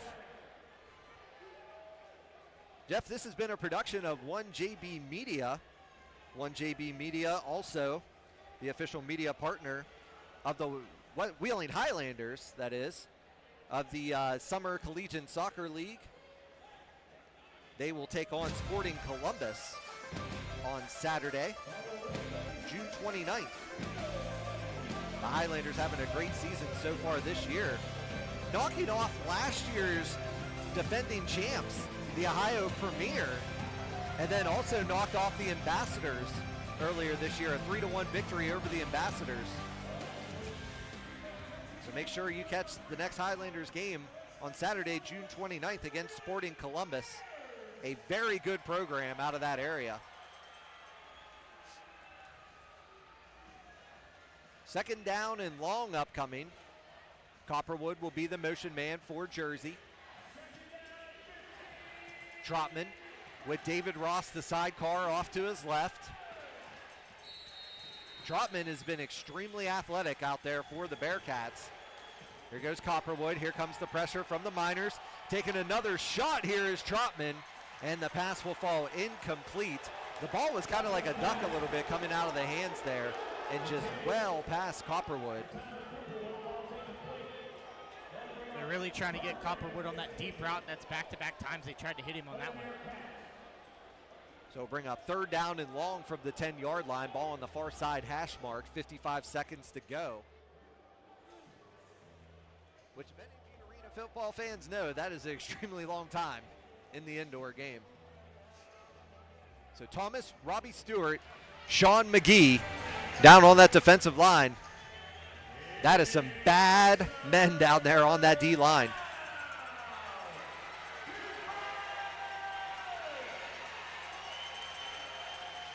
Trotman, send Copperwood in motion. Trotman, back to pass, looking across the middle, finds the veteran in Renford, tries to lower his head. He's going to be just short of the 1st down marker. Bring up 4th down and short here for the Bearcats. Renford has been very dangerous across the middle there, Jeff. Yeah, short-handed is Renford. We mentioned it. He is a veteran of the game, played most of his ball in Lehigh Valley, playing with the Steelhawks opposite Darius Prince. Did he also have some time with the Soul? Yeah, he had some time with the Soul as well. In camp with them, some different bounce around some different teams as well with the flight in camp as well. So definitely a journeyman there. He has been in the Arena League. So here goes Jersey on this 4th down try. Here goes Trotman. He's going to be hit in the backfield for the sack, and the Miners will have a chance here. 5 seconds to go here in the 2nd quarter.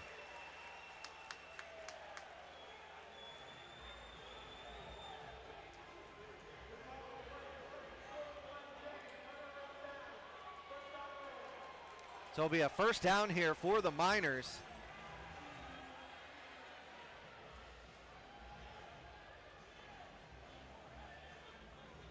Now we're having a conversation between Coach Roquet and Sean McGee.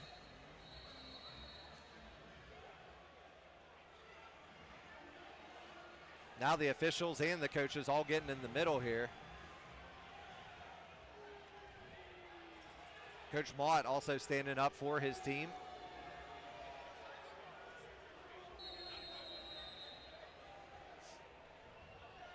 So Ricky is up here in the press box.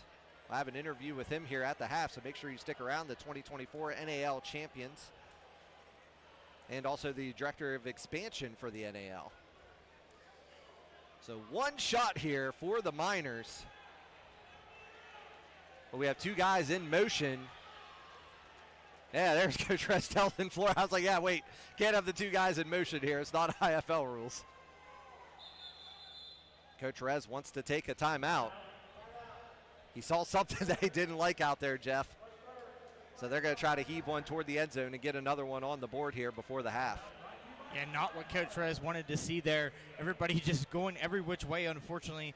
Just trying to get them reeled back in, trying to put some kind of points here on the board with 5 seconds left. They do get the ball back at halftime, so trying to double dip, so to speak.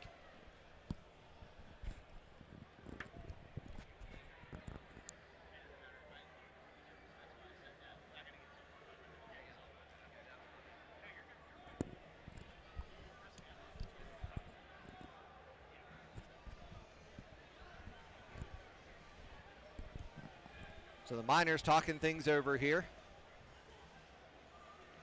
And don't forget to stick around here at the half with our conversation with Ricky Burtz.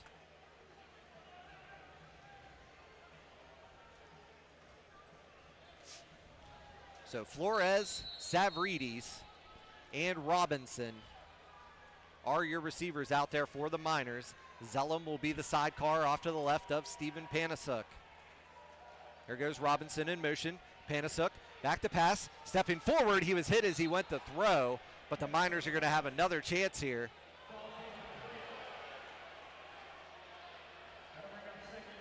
But it's going to be a little bit further as Israel Evans, a big late hit there for the Miners.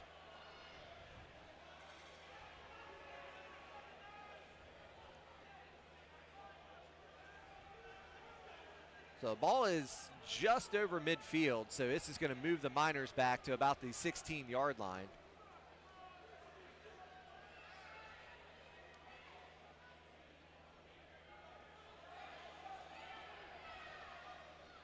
Once again, one of my favorite rivalries in the sport is Coach Rez and the referees. Yeah, it really is indeed. we talk about it every Wednesday on the Coaches Show, and I ask him, what are the conversations like down there? And he says, you don't want to know. So there is 1 second on the clock here.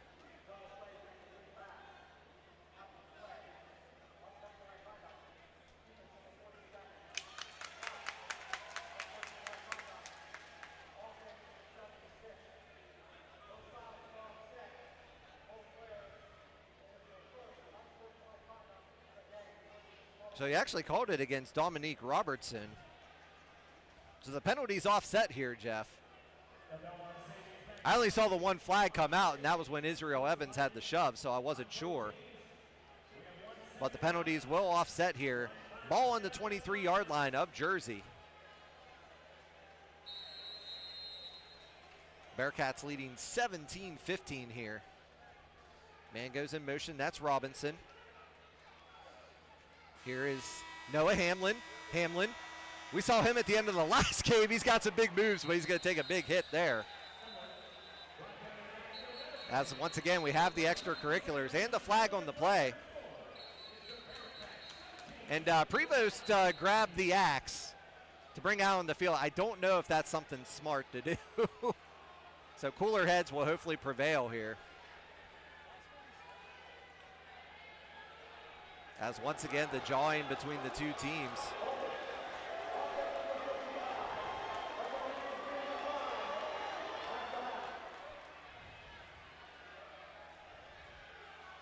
So once again, we have the conversations going on here between the teams as they're leaving the field. 17-15 in favor of the Bearcats. So Jeff, this is definitely going to set up a huge second half between these two squads. Absolutely. Stick around. It's going to be a heck of a finish here to this one. We mentioned it to start the game. There was some jawing, and it's continued. They're still yelling at each other, going back and forth. This is playoff atmosphere. This is what we wanted here at WesBanco Arena.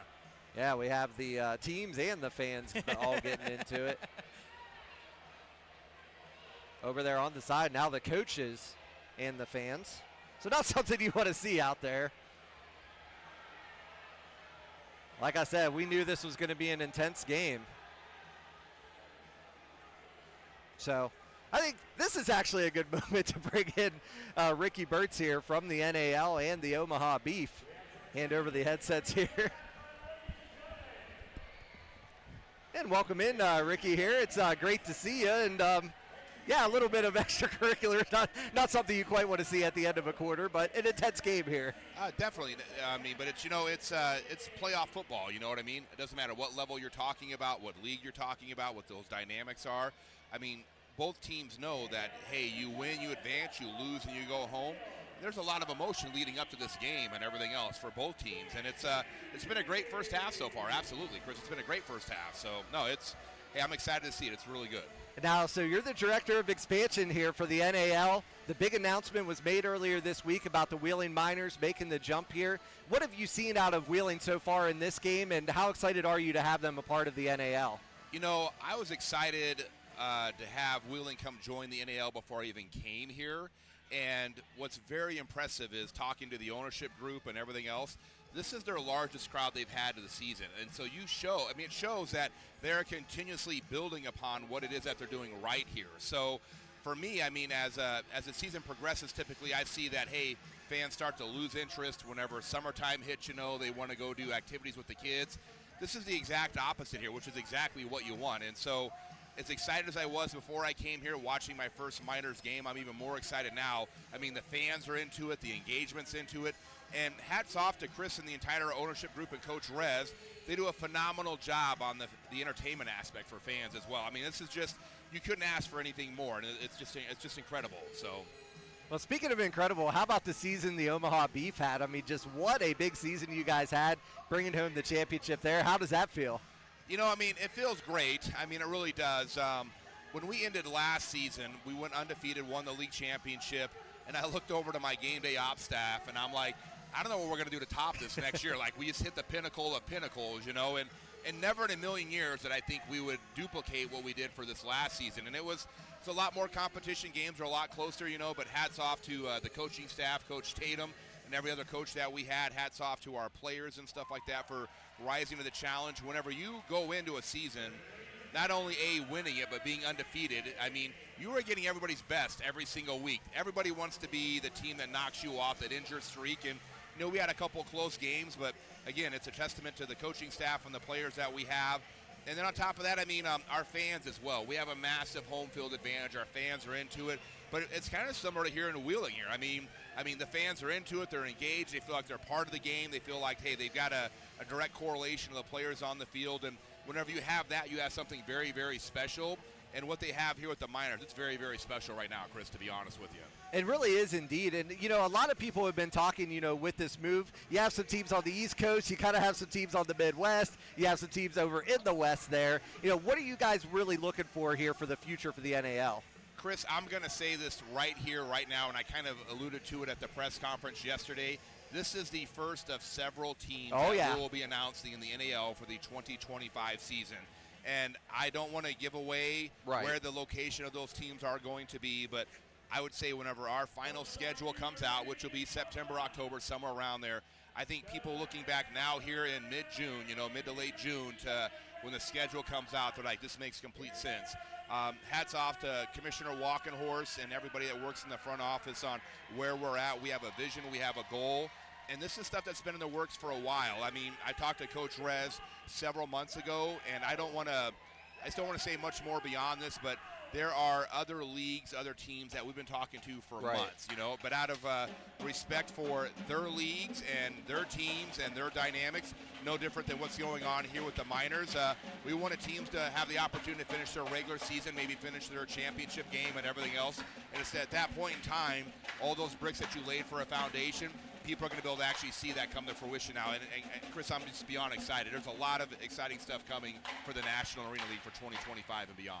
Absolutely, indeed. I have to ask the question, too. You feeling a little extra pressure now after getting another championship? You feeling that pressure already going into next year? Or are you still kind of just basking in it right now? I think at the end of the day, for us as an organization, we had our championship celebration on Monday with the players and the coaches. The players all took off on Tuesday, but as an organization, we have shifted gears to 2025. We knew what the pressure was going to be coming into 2024.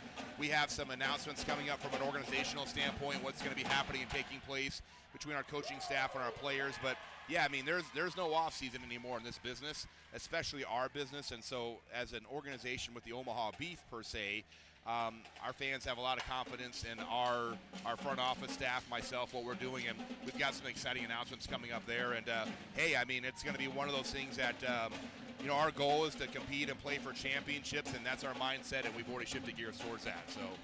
So one of the biggest questions I always get asked is, why arena football? Why indoor football? I've been a fan since the early 90s, and I picked up the game, studied the game and everything.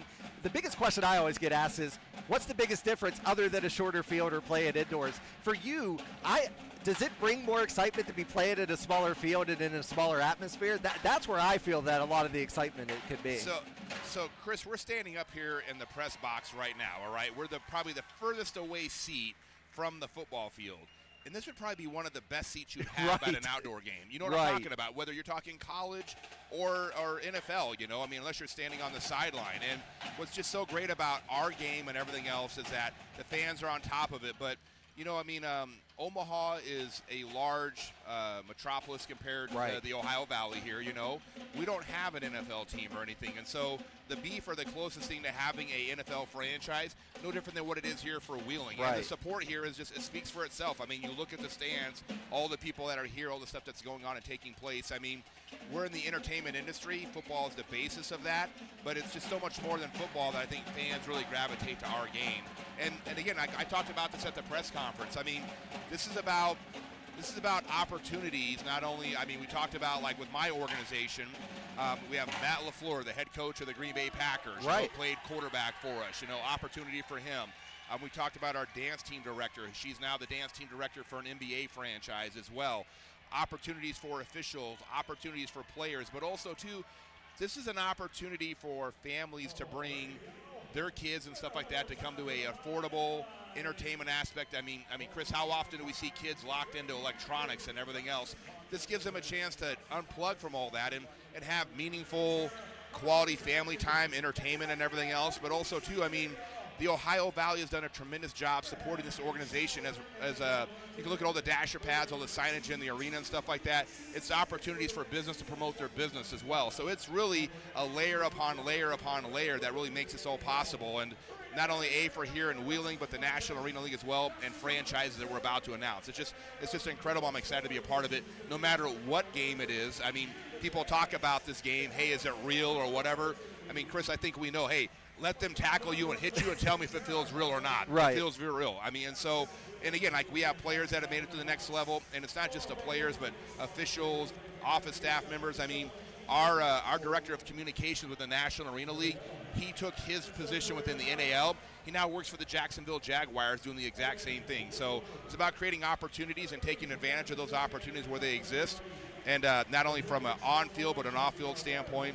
And again, what's going on here in Wheeling is just very, very special. They've got something here going, definitely, without question. Absolutely, indeed. Now, one last question. I'll go ahead and get you out of here so you can enjoy the rest of the game.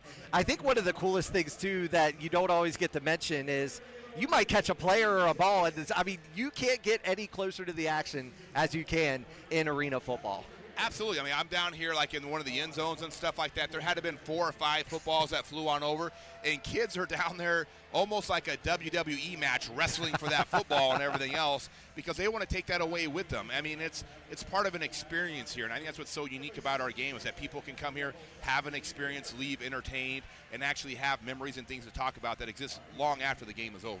Absolutely, dude. So, Ricky, I really appreciate all the time, man. This has been awesome, and it is an absolute honor to be able to talk with you here. And Chris, I appreciate, but also as well, though, I mean, one of the things that appealed to the NAL and the minors and everything else is you guys do an incredible job from a production standpoint. I mean, to be completely transparent, there are some of our teams within our league that need to take some notes on what it is that you guys do and stuff like that. So you guys are not only meeting a standard that we have, but exceeding that standard. And it's just a lot of work with the support staff and the team you have around here. You guys take what it is that you do very seriously and from a professional standpoint. And it's an incredible representation not only of the organization, but it's going to be a phenomenal representation of the league that you guys are playing in for 2025. I really appreciate that. And like I said, we could just improve each and every year. That's the one thing we could do. And I thank you so much for the feedback. And can't wait for it. I'm all about them improving, except for whenever they play my team, for full transparency, you know. But I don't think anybody would blame me on that either, you know what I mean? But no, we're exciting. I mean, one last thing that I will go here. I mean, to my left here, we have some Greyhound Championship banners in the arena. The Omaha Beef played in the NIFL against the Greyhounds, and so I've actually seen some Greyhound jerseys here in the stands tonight, you know. And so I just think that the fan base of both organizations are going to be excited to renew those rivalries. I mean, I'm pretty sure that, hey, whenever we have our first game here, we're going to have people interested in bringing a fan bus here to Wheeling to relive all that and everything else. It's just going to be great, and it's incredible what it is that we do for so many levels. But again, I appreciate what you do, what the staff does, because there's so many layers of that, and we couldn't do it without you guys. But you guys do a phenomenal job with your production, though. Thank you so much, and I look forward to it. It's going to be awesome, and like I said, just an absolute honor to be able to have you on here. So, like I said, I'll let you get going here, and we'll talk again soon. Hey, we'll be in touch, guys. Appreciate it, man. Thank you.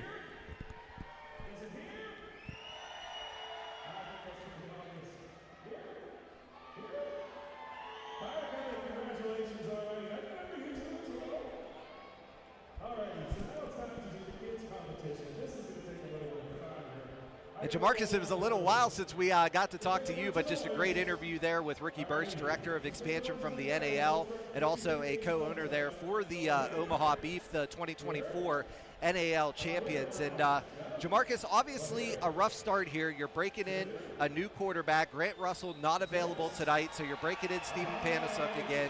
But there was definitely some momentum there at that end of the first half.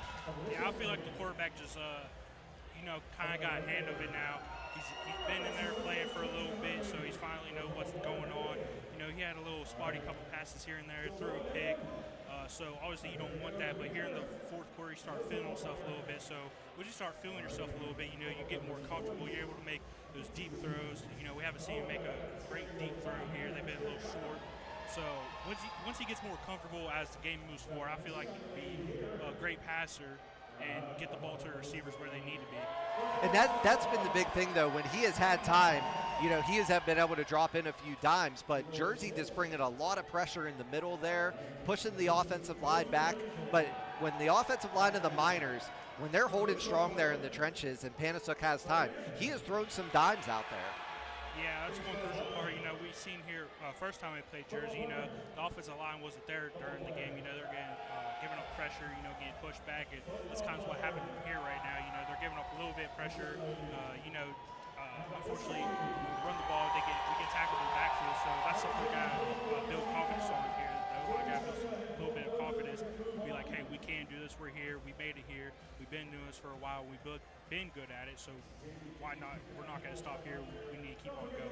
And you've played in your fair share of playoff games too. And I mean, you've been on the winning end. You've been on the other side. And same thing going into the half too. You guys have been winning. You guys have lost, or you've been losing in the half. If you're Coach Rez, what are you saying to your team in the locker room right now? I would just say we got to pick it up. We haven't been playing like we usually play. We're 8-0. We were 8-0 for a reason because of how we played. And also, if I was Coach Rez, I'd go in there. I would talk to my players to see what's working. Maybe there's something that I don't know. I know back in high school, my senior year, I was playing against Belair, and the DNs kept on crashing in. I told Coach, "Hey, Coach, you just got to run outside. There's nobody back there to help. That's just green grass in front of us." So it's best to listen to your players also and get their feedback to help them to help you develop your playbook and just see what works. And I think the big thing on both sides here, the big thing is both teams definitely got to keep their emotions in check here. I mean, obviously, if you lose, you go home. If you win, you're playing here in 2 weeks. You got to keep your emotions in check, though. Yeah, you also got to keep the flags down. There's way too many flags on both sides of the ball. If I was the Miners, in the locker room right now, I'd be preaching, stop getting those stupid penalties. There's no reason to have them. Having a fight with other players not going to do anything. It doesn't make you look cool. It doesn't do anything to you. That's what my coach always said. It doesn't make you look cool. So just, minimize the flags. I've said multiple times on here, and I've heard the team with the most flags usually ends up losing the game. So we just want to minimize those flags because that's just free yards to give it to the other team. Absolutely, and a big chance here for momentum for the Miners as they're going to receive this second half kickoff. And obviously, I mean, is this a must-score drive, or is this another one that you could kind of feel them out? I really think that this is a must-score drive right off the bat here. It's definitely a must-score. That's how you get the momentum in your way. That's how you stop the opposing team. That's how you kill their momentum. So you got to end up killing their momentum and starting yours right away. And that's what you do with the second half score right out the gate. It doesn't have to be first play, but it definitely needs to be the last play. So that's one major thing. Absolutely, indeed. So, Jamarcus, I thank you so much here. We'll take a brief break, and we will come back here with second half action.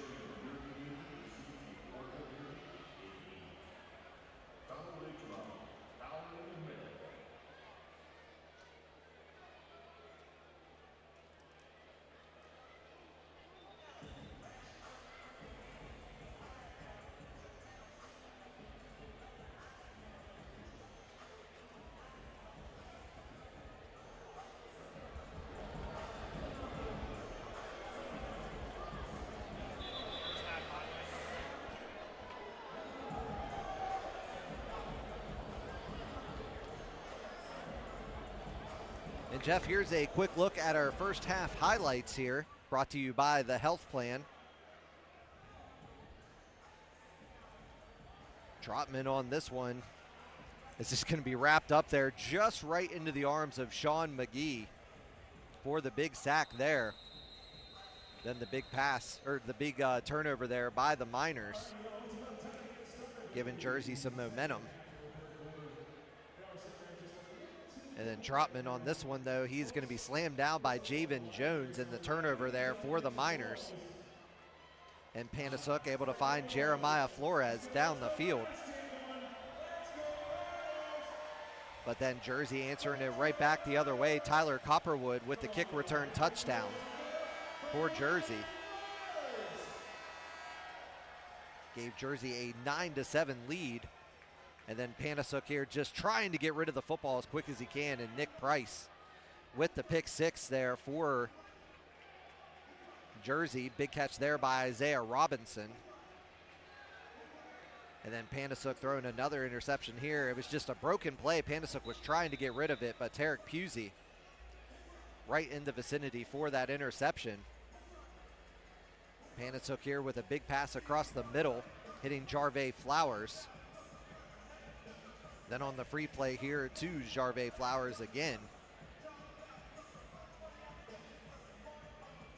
And then it was the handoff to Thomas Cobb, breaking up the middle for the score. And that's what gives us our 17-15 lead for Jersey. Back deep here for the Miners is Jarvay Flowers. Aaron Finch also back deep here for Wheeling. That is your first half highlights brought to you by the Health Plan.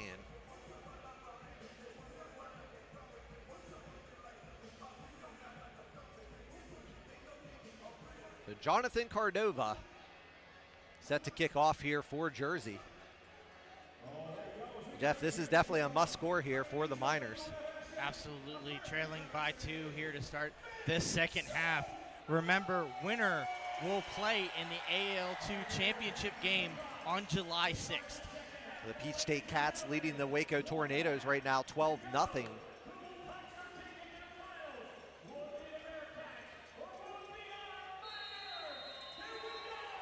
So Cardova set to kick off here, the final 2 quarters of the season for one of these teams. Kick is going to go over the head of Flowers and out of bounds. So a good kick there by Cardova, and the ball will come out to the 5-yard line.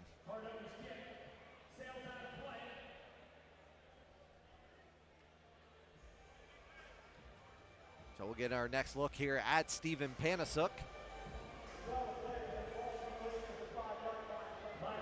The ball will be on the far side hash of that 5-yard line, Jeff. Big drive here for the Miners, unfortunately starting at their own 5. Great kicking ability there out of the Bearcats. On that one, Miners really going to have to dig deep here, get a good start here to the second half. Zellum will be the running back, Panasuk in at quarterback. Savridis and Flores will be the twins here on the near side. Isaiah Robinson, the motion man for the Miners.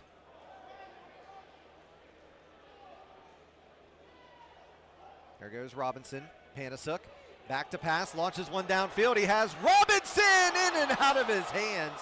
Falls incomplete as he beat Devontae LeGrand on that one, and a great dime there by Panasuk, but Robinson just unable to come up with that one. What a missed opportunity there by the Miners. Great to see the Miners come out in a shotgun formation. Most of their success there in the first half was with Panasuk in the shotgun, seeing the entire field there, trying to drop it into Robinson, but unfortunately he does not haul it in there for the big, could have been touchdown or big completion there for the Miners to start the second half. Second down and 10 upcoming here for Wheeling. Twins over to the far side, Savridis and Flores. Flores will be the motion man. Robinson over on the far side. Man goes in motion, that's going to be Flores.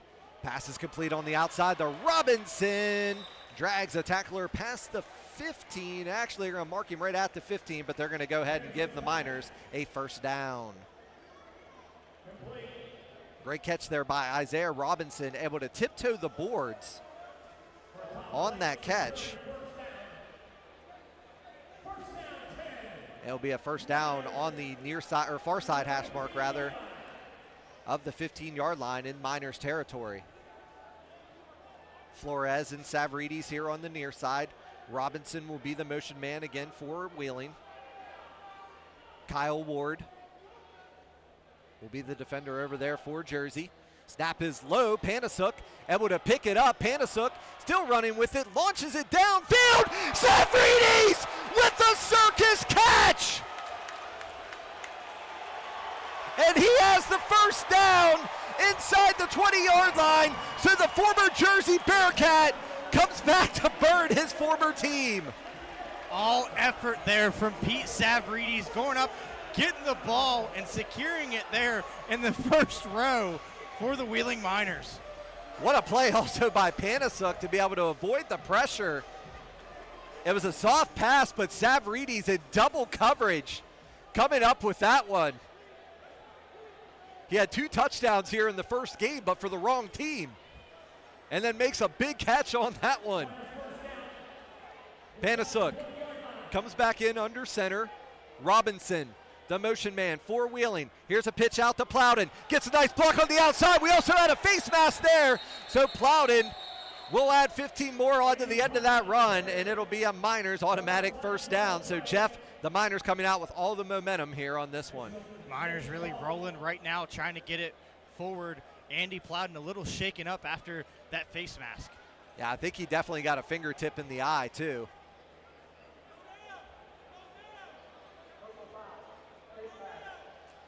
Yeah, so Plowden goes down. He's going to try. He's obviously shaken up on the play. Here's the health plan replay. That's the catch by Savridis. As Flores is like, here, I'll help you back up. I taught you that move. So Plowden is the injured man down there for Wheeling. But the Miners with all the momentum here. Jeff, not only did you have that catch by Savridis that got the crowd alive, but then the big run there by Plowden. Yeah, absolutely. Just the Miners trying to get back to where they can and try to push forward here in this playoffs.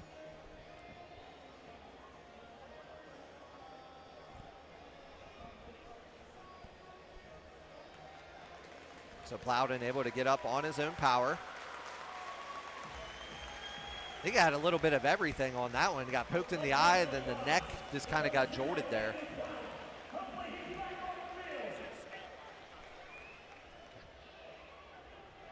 So the ball will be, it'll be first down and goal for the Miners at about the 7.5-yard line. Zellum in the running back position. Thomas Cobb will be the man in motion for the Miners. Savridis and Flores over on the far side. Panasuk coming back out of the shotgun.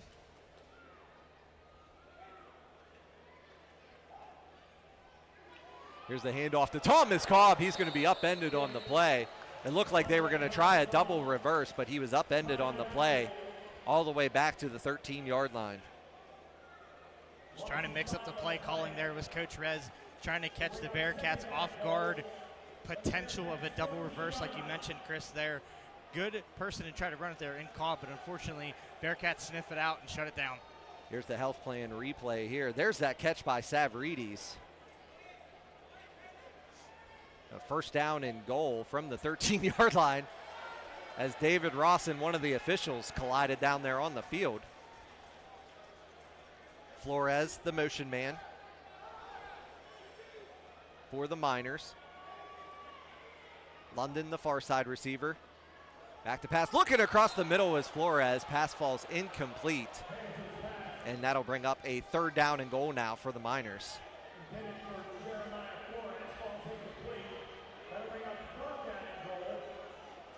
So we'll see what Coach Rez draws up here to try to get this ball into the end zone here on third down.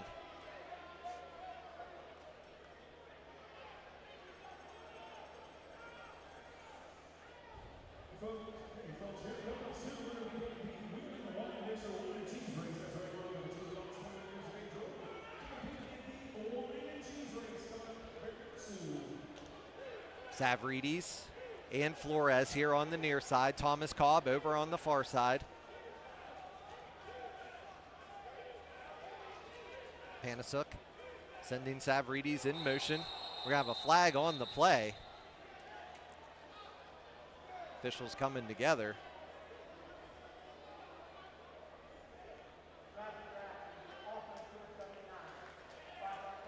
So Israel Evans, guilty party on that one. Move the Miners back to their own to the Jersey 18, excuse me.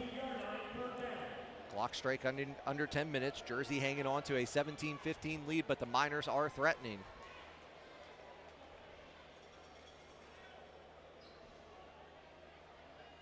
Thomas Cobb, the far side receiver. Flores and Savridis here on the near side. Zellum, sidecar off to the right of Panasuk. There goes Savridis in motion. Here's the snap. It goes over the head of Panasuk, and he is going to be hit, and he is going to be sacked. Making the sack there is Tyreek Noble. And that'll bring up 4th down and goal all the way from Miners territory.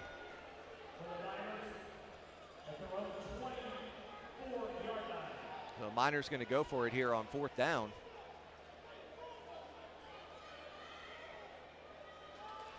Robinson. Or check that, Aaron Finch coming into the game for Wheeling. And Coach Rez is going to want to take a timeout here and talk this one over on 4th down and goal from their own 24-yard line. So Jeff, it was 1st and goal from the 7, but just a couple broken plays there. 9:01 to go here in the 3rd quarter.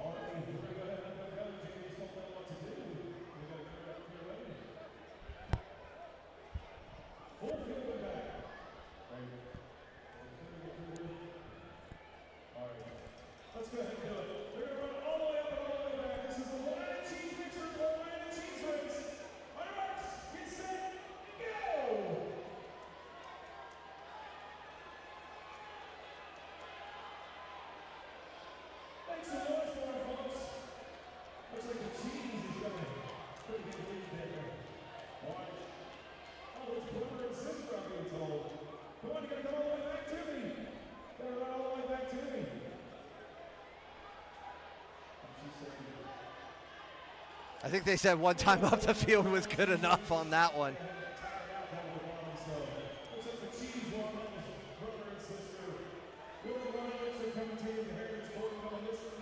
So it will be 4th down and in goal here for the Miners. Flores, Savridis, and Finch will be the receivers out there for Wheeling.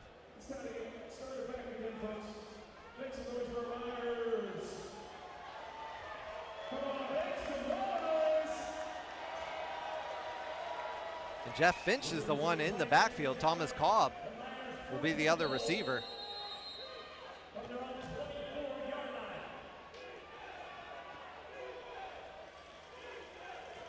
So Finch, the sidecar off to the left here of Panasuk.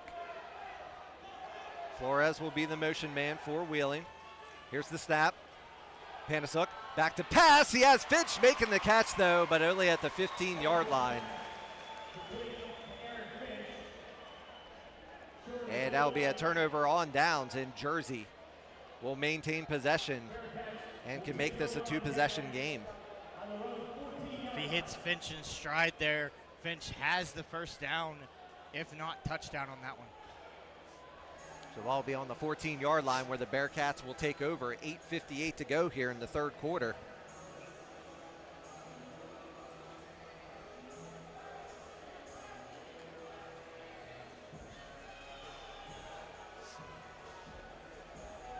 So a big defensive stand here for the Miners is what they're going to need. What a drive by the Miners, killing all that time off the clock. All for naught, unfortunately. Man goes in motion here. It's going to be Renford. New quarterback in here for Jersey. And breaking a tackle there is Todd Simmons, and he will have the first down for the Bearcats and then some. So Simmons, the new quarterback, into the game, and a big first run up to the 15-yard line and a first down for Jersey, but we do have a flag on the play.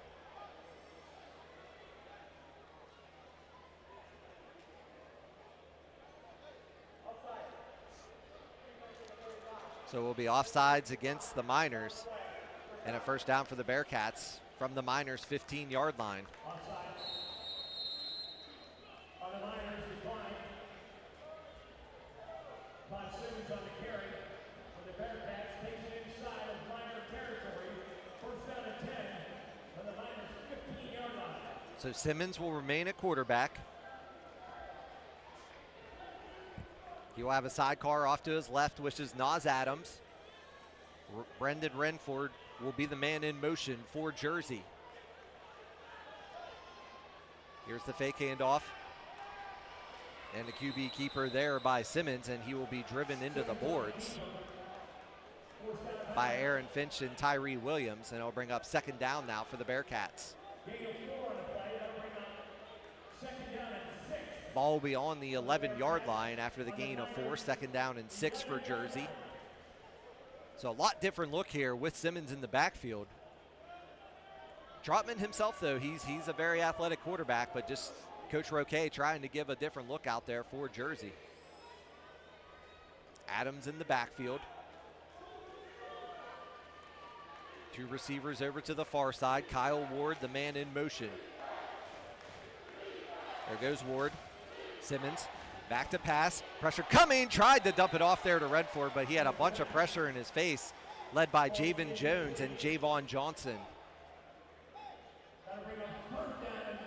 Johnson coming in there from that MAC position.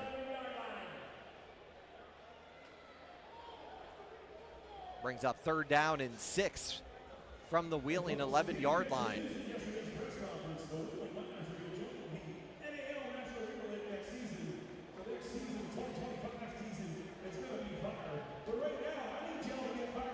See if they're going to try another pass play here for Simmons. Copperwood and Renford over on the far side. Kyle Ward here on the near side. Simmons back to pass. Pressure coming. Simmons finds a man wide open on the far side. It's Kyle Ward, and he's going to be hit into the wall by Lamont Wade. But that'll be a first down there for the Bearcats. Busted coverage there for the Miners. Good job of the Bearcats seeing it and getting it to the receiver there. Getting a fresh set of downs there is the Bearcats. So it'll be first down and goal. Far side of the 3-yard line. Like I said, Simmons is very athletic back there. Renford will be the motion man for Jersey. Adams, the sidecar, off to the left here of Simmons. The ball's going to be snapped over his head. He's able to grab it. Simmons, though, launching one toward the end zone. The pass is complete to Renford. Touchdown, Jersey.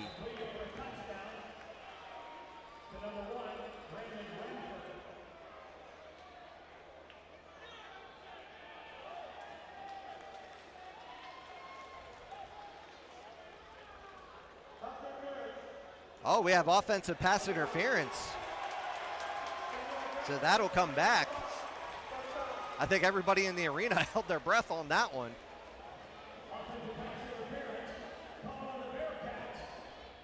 So I'll move the ball all the way back to the 14-yard line.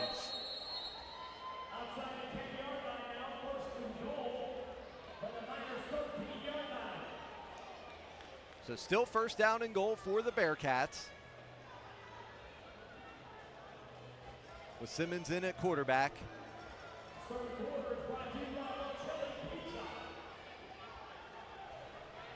Javen Jones, Zay Lewis, Devin Thomas down on the defensive line. Man goes in motion, that's Renford. Simmons, back to pass, looking, pressure coming. Simmons, he's going to tuck it and run, and it's going to be hit hard into the boards there by Lamont Wade. and Dante Mason. It'll bring up 2nd down and goal for the Bearcats. And that's the thing about Simmons, Jeff. He just brings a different game here. Yeah, he doesn't have a bad arm either, as we can see, but he can definitely kill you with his feet as being a traditional receiver. So a line change down there on the D line. Robbie Stewart, Sean McGee. And then Devin Thomas coming back in.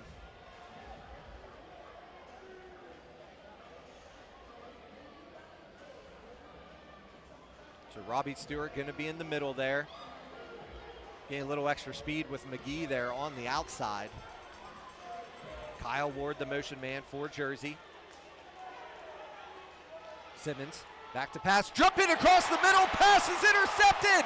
Tyree Williams off to the races, down to the 25-yard line. Not sure what Jersey was trying to do on that one, Jeff, but Tyree Williams with the big interception. What a great play there by Tyree Williams, picking the ball up in the end zone and getting a great return. Huge field position here for the Miners. So Tyree Williams getting to slam that one down with the big interception. So Jersey, it looked like they were trying to do a trick play. They tried to go across the middle, but the only one in the vicinity there was Tyree Williams. They were looking for their big offensive lineman in Elijah McKenzie, and Williams brings it back into Jersey territory. 3:48 to go here in the third quarter. 17-15 in favor of Jersey.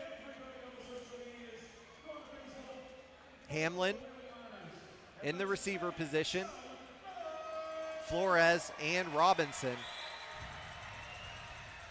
here for the Miners.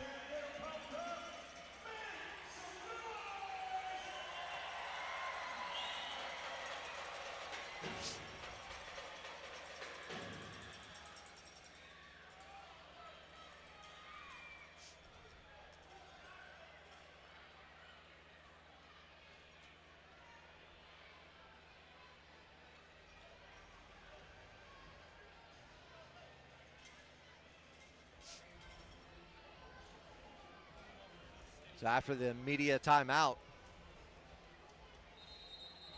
they're actually going to say that Williams was down right at midfield.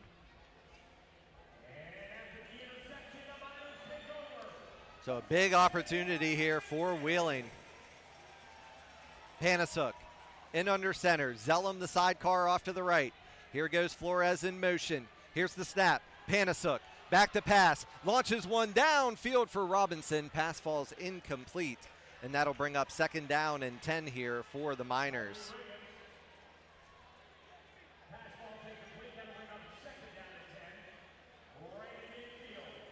So it'll be 2nd down and 10 here from midfield.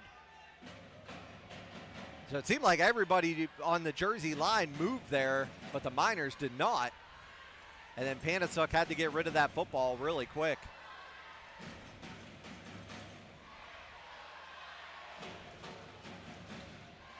Flores and Hamlin are the receivers. Robinson here on the near side. Panasuk in the shotgun formation. Here's the snap. Panasuk back to pass. It's complete over to Hamlin, and Hamlin's going to be spun into the boards. And then we have extracurriculars after the play. So we'll see who the penalty is going to be on here, as Hamlin was slammed into the boards. Tarek Pusey there on the stop for Jersey. 2:32 to go in the third quarter. 17-15 Jersey.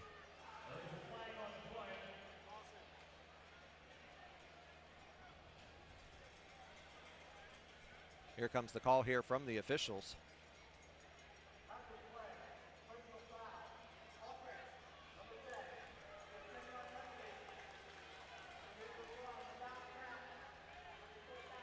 So Hamlin with the unsportsmanlike call there.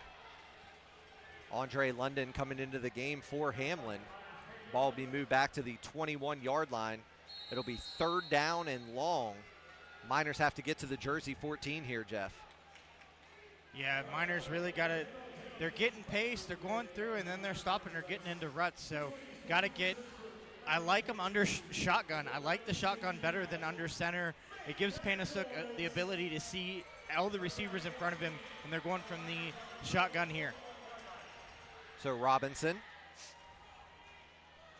Man in motion there is Flores. Panasuk. Back to pass, looking across the middle. He has Flores, and he gets past the sticks, past the 15, and that'll be a first down for the Miners.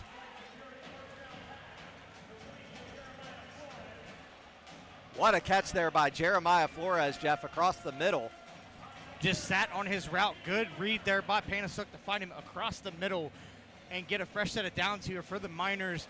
A lot of momentum heading in towards the end zone. Under 2 minutes to play, though. Same score as we had at the half, 17-15 in favor of Jersey, but the Miners trying to change that now. Flores, the motion man. Robinson over on the far side. Zellum going to move over to the left as Panasuk coming back in under center. Panasuk back to pass, drops it over to Flores, who made a nifty move there and got brought down just before the 10-yard line. But Jeff, Nick Price for Jersey got all tangled up there, and that would be a big loss for the Bearcats. As when he was trying to make that tackle on Flores, like that right arm just got completely tangled up. Hopefully he's okay. That would be an unfortunate loss there for the Bearcats, the heart and soul of the Bearcats defense. I mean, like you said, Jeff, he is an absolute ball hawk out there. Miners training staff going to have a look here at the veteran linebacker, Nick Price. Longtime member of this Bearcats team. 1:01 to go here in the third quarter, 17-15.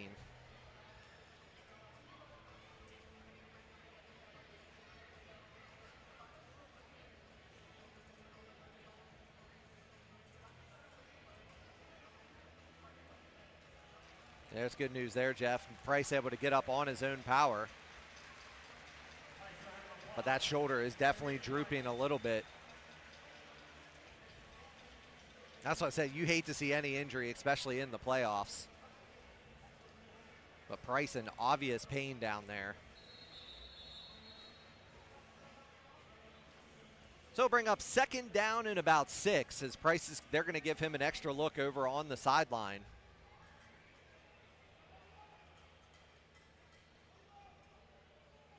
More than likely, David Ross. No, I don't see Ross coming into the game here in the linebacker position.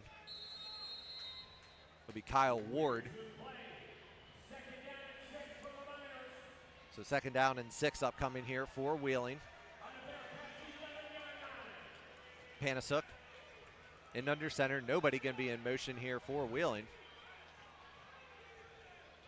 Actually, they're going to move Robinson now in motion.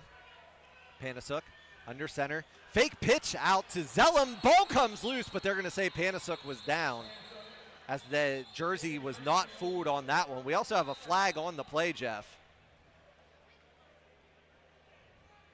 as they were trying to free up big Brandon Thorpe, number 55.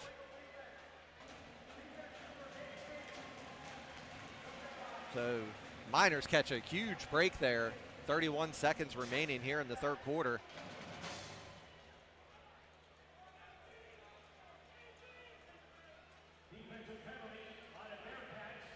I'll move the ball to the 6.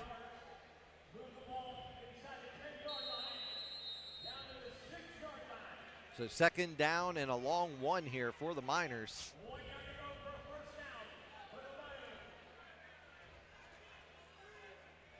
London and Flores over on the far side. Isaiah Robinson, the motion man for Wheeling. Zellum. Sidecar off to the left here of Stephen Panasuk.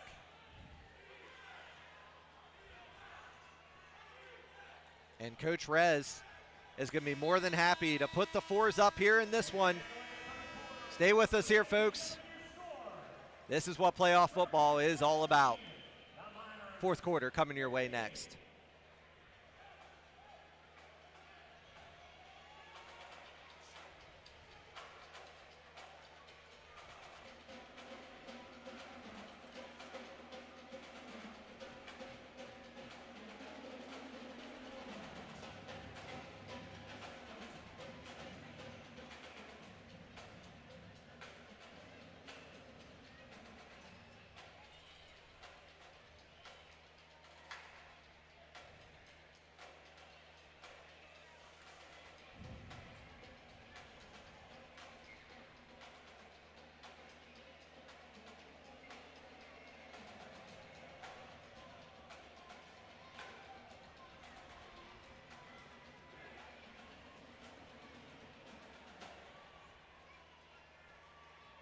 Yeah, Jeff, this is really one of those situations where you would want Charles Westbrook, unfortunately not available tonight with injury.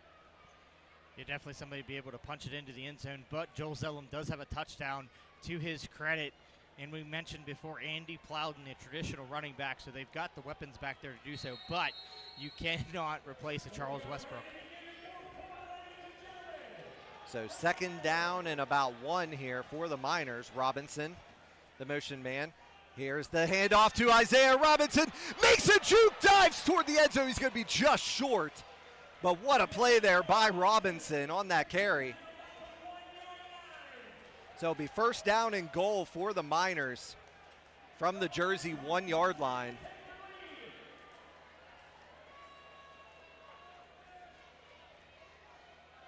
So we'll see what Coach Rez has up his sleeve here.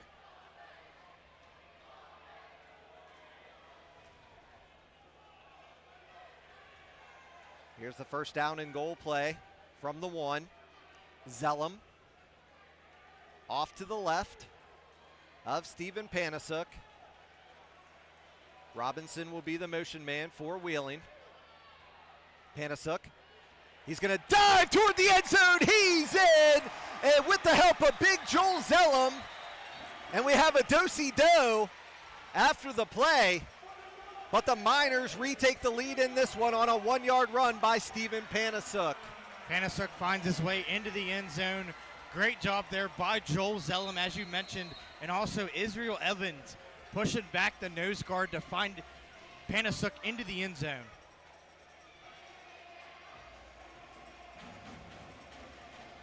Anthony Prevost in to attempt the ever-important extra point. The Miners have a 4-point lead, 21-17. But Prevost going to try to make this a 5-point lead. Out of the Andre London hold. R.C. Everbeck, the long snapper here for the Miners. Here's a snap from Everbeck. It's going to go way over the head. We have multiple flags on the play. Prevost, though, launches one toward the end zone, in and out of the hands of R.C. Everbeck. But we have multiple flags on that one, Jeff. But Prevost and Everbeck almost hooking up on that for the 2-point conversion. Just a complete and utter just chaos. Yeah, because Prevost looked down and big Dominique Robertson said, hey, get behind me. I'll lead you to the promised land. Either way, it was a legal defense. I guess I didn't think about that. Yeah, RC really couldn't be an eligible receiver there either. So after all that fun, we're going to go ahead and re-kick. RC Everbeck, the long snapper. Prevost out of the Andre London hold.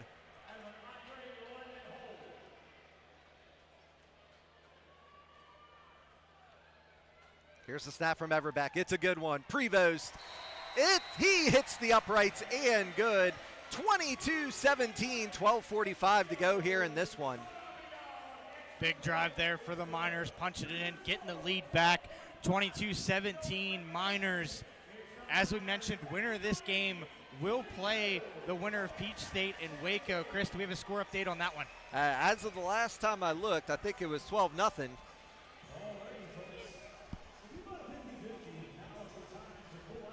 Got an update here from Donnie Yeager, our stats guy, 28-2 in favor of Peach State right now. Peach State, a team that has played a couple NAL teams this season, playing the Cobras, hanging tough with them. So just a big team is Peach State. They just had a big interception, too, as Waco was trying to threaten there. Yeah, they played, Carolina, the Cobras. I know they played the Carolina Predators. And I couldn't remember. Who was the other NAL team they played? I can't remember either. But yeah, like you said, Jeff, they have played some out-of-league games. So the Miners have a 22-17 lead. And if you're Jersey, which quarterback comes back out there? And you have two dangerous return men in Tyler Copperwood and Kyle Ward. As Anthony Prevost set to kick this one off.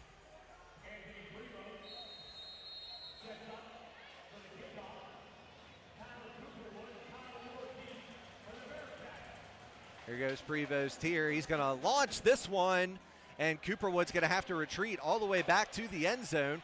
Comes back out. Missed tackle there, though. Cooperwood still on his feet, and he is going to be brought down by Sean McGee and Lamont Wade. Also in on that one, Devin Thomas. And Copperwood is just an extremely dangerous returner down there for this Jersey Bearcats team, Jeff. Absolutely, he's quick. He's had good returns here. He has the touchdown as well. So definitely very dangerous, but good kick coverage there by the Miners. Stopped him there at the 20. Miners defense going to have to tighten up here, try to get the ball back to their offense. Khalil Trotman will be the quarterback coming back out there for the Bearcats. Like I said, I have a feeling we're going to see a mix here between Simmons and Trotman. Renford will be the motion man. Ward over on the far side. Trotman sending Renford in motion.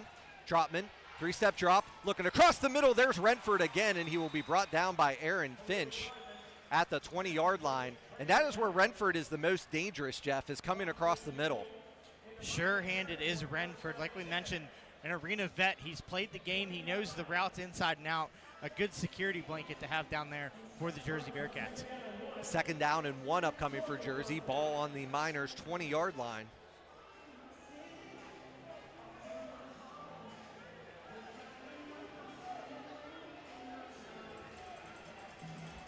This time it will be Renford in motion again for Jersey.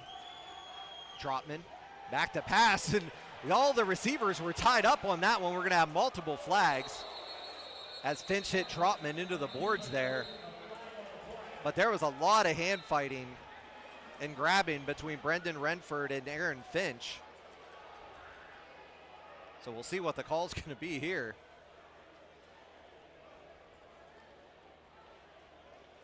But as soon as Trotman took off, Finch was able to get out of the way.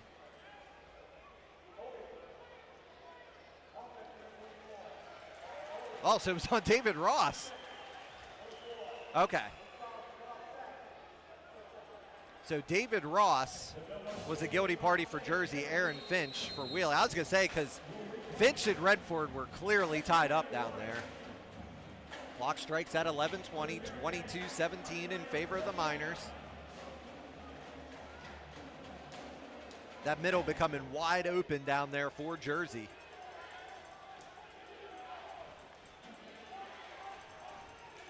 Man goes in motion, that's Renford again. Here's the handoff this time to David Ross. He has the first down, breaks a few tackles, and will be brought down inside the 15. That'll be a first down for the Bearcats. So David Ross with a big cross coming across the middle. Ball on the 13.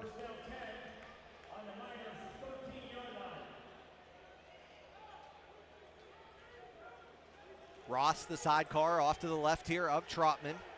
Man goes in motion, that's Renford. We're gonna have a flag on the play. I believe this is gonna be a false start on Jersey, as it looked like Renford had a couple steps before the ball was snapped.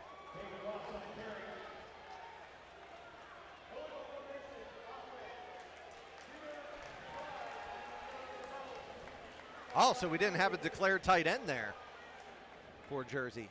I was gonna say, it looked like Renford.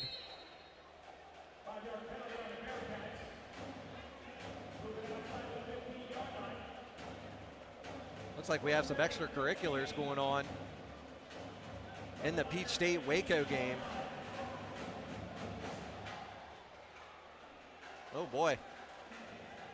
Not something you want to see there. Still 28-2 in favor of Peach State.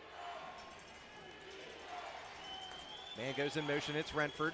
Trotman back to pass, in and out of the hands of his intended receiver on the screen.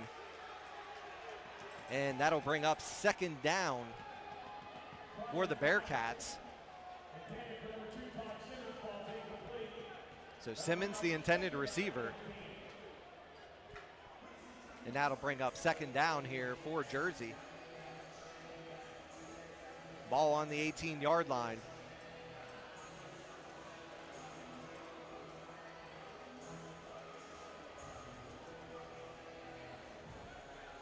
Type of game that we expected here, Chris. Kind of low scoring, back and forth, and it's been this way the past 3 times that these teams have met. Trotman back to pass, tries to tuck it in, run, has some room, almost gets back to the original line of scrimmage, and will be brought down by Andy Plowden and Javon Johnson. And that'll bring up third down. Third down and about 12. Can't quite see the yard line they have to get to. It looks like it's going to be about the 3. So third down for the Bearcats on the Miners 15.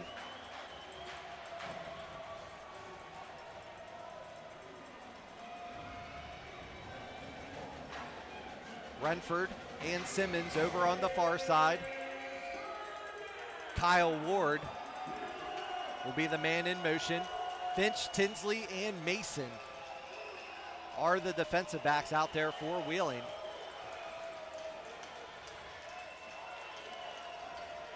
Trotman sending Ward in motion, looking, launching one toward the end zone in the no man's land. Pass falls incomplete, and that'll bring up a fourth down here for Jersey.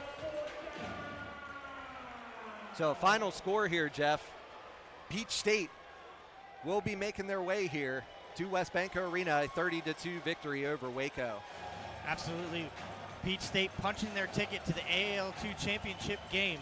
Now, that being said, the game is being held here. No matter who wins between Wheeling and Jersey, AAL2 championship will be played here in Wheeling. Wheeling trying to set up home field advantage in that championship game, trying to hold on to this 22-17 lead. And head coach A.J. Roque is going to burn a timeout. Originally, he was sending Cordova out onto the field. And now he's going to bring his offense back out. I mean, why not? This late in the game, you might as well. I mean, yeah, field goal makes it a one possession. Well, I mean, it's a one possession game no matter what. And, you know, that's the thing, Jeff. You're seeing the two premier teams here in the AAL2, but you're also seeing two of the best kickers, too, here with Cordova and Prevost. Absolutely. Putting on a clinic is both kickers. And, I mean, honestly, it may come down to that. The NAL championship sure did. So, I mean, who's to say it doesn't come down to that?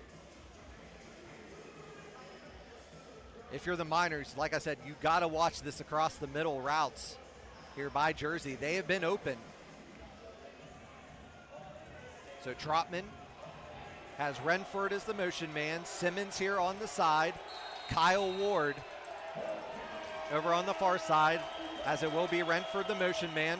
Trotman back to pass. Trotman falls down to the ground, and he's going to be touched and sacked. Robbie Stewart, Sean McGee, and Devin Thomas all in on that sack there for the Miners. Sean McGee, first one there, and creates the huge play. Does Sean McGee, fourth down turnover on downs. Miners take over. So a big opportunity here for Wheeling to try to make this a two-possession game. Nick Price, Jeff, back into the game here for Jersey. Here's Trotman going back, and McGee just tossing him down to the ground. What pressure there by the defensive line. And Sean McGee will get credit for the sack there, ball at midfield.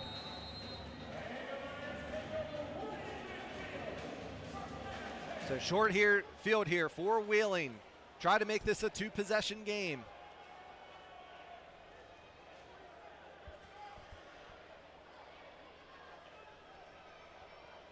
Flores, Robinson. Over on the far side, Thomas Cobb, the motion man for Wheeling.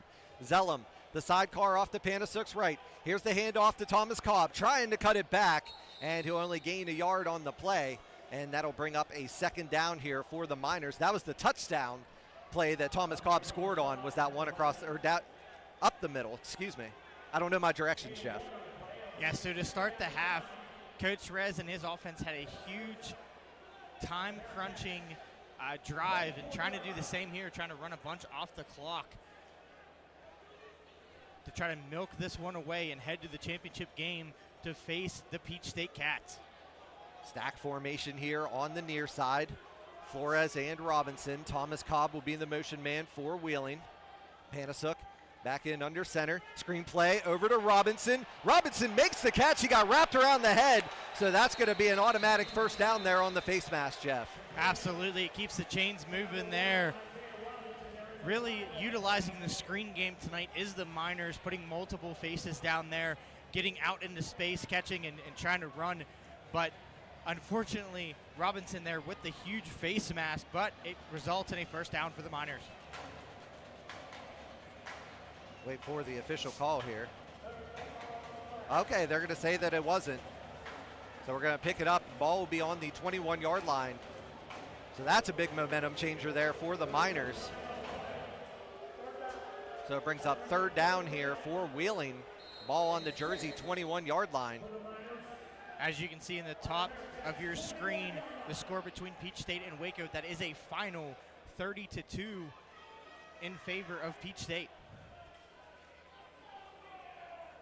So obvious 4-down territory here for the Miners. So if you're Coach Rez and Panasuk, you don't want to force anything in there. But if it's there, take your shot. Jarvey Flowers, Aaron Finch, and Jeremiah Flores. Here goes Flowers. Panasuk, back to pass. Looking, has Flowers open! Can't quite make the catch. In and out of his hands, incomplete. Kyle Ward on the adjustment there for Jersey. He had Flowers, did Panasuk. Unfortunately, just a tad bit overthrown there. Flowers tried to make the athletic catch there. Unfortunately, does not come down with it. So it'll be fourth down here for the Miners on the Jersey 21-yard line. So the Miners trying to take a shot on that last one, but these screen plays have been working in these short routes, so we'll see if the Miners just try to get a fresh set of downs. Finch, one of the receivers, Flowers, and Flores.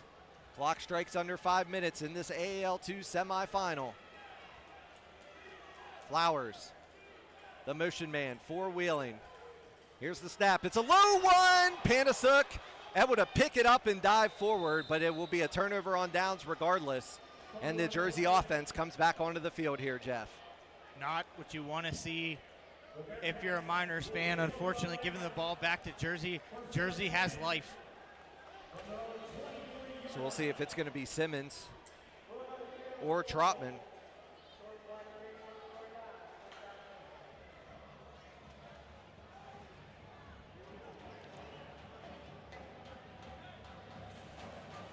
And it is going to be Simmons this time, Jeff.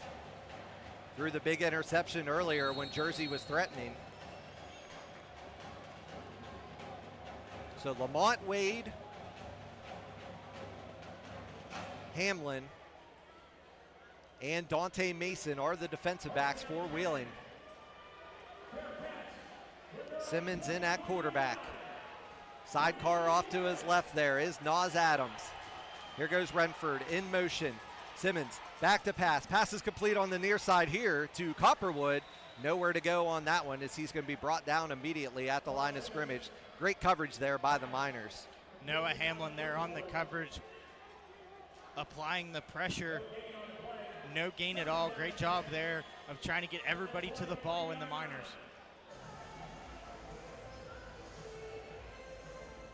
Brings up second down and 10. The clock strikes under 4 minutes here. And what a game we've been treated to here tonight. Renford, Copperwood, over on the far side with Kyle Ward. Ward will be the motion man here for Jersey.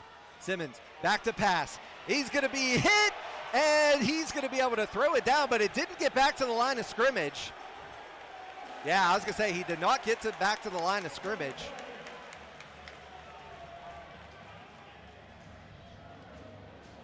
So we'll see if this flag stands or if they're going to pick it up. They are going to pick it up. So we'll bring up third down and 10 now for Jersey. But what an explosion off that defensive end there by Devin Thomas. Thomas has been timing that snap count there, trying to get an extra jump on the outside, and it has worked for him.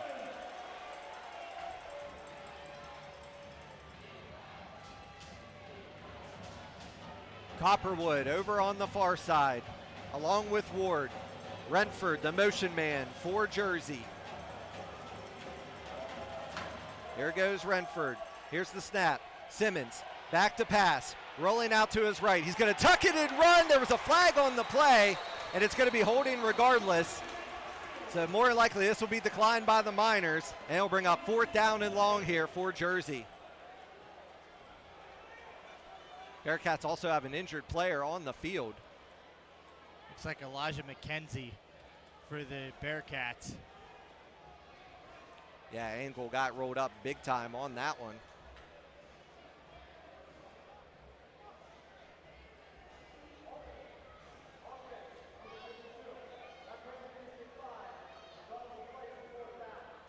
So we'll bring up 4th down and long here for the Bearcats. Ball will be on their own 18. They got to get to the Miners 17.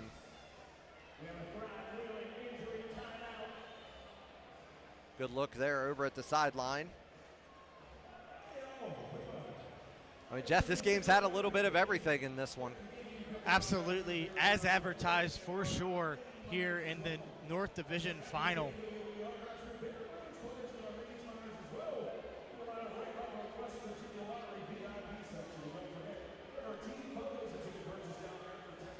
So 2:41 to go here in the 4th quarter. Big loss down there for Jersey, too, with McKenzie if he's not able to get back into this game, Jeff. I mean, obviously, he's got to sit out this play.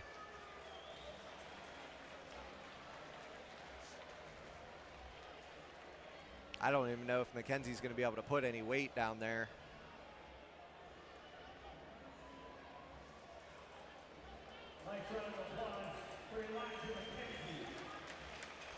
So Elijah McKenzie, oh man, he is in obvious pain down there.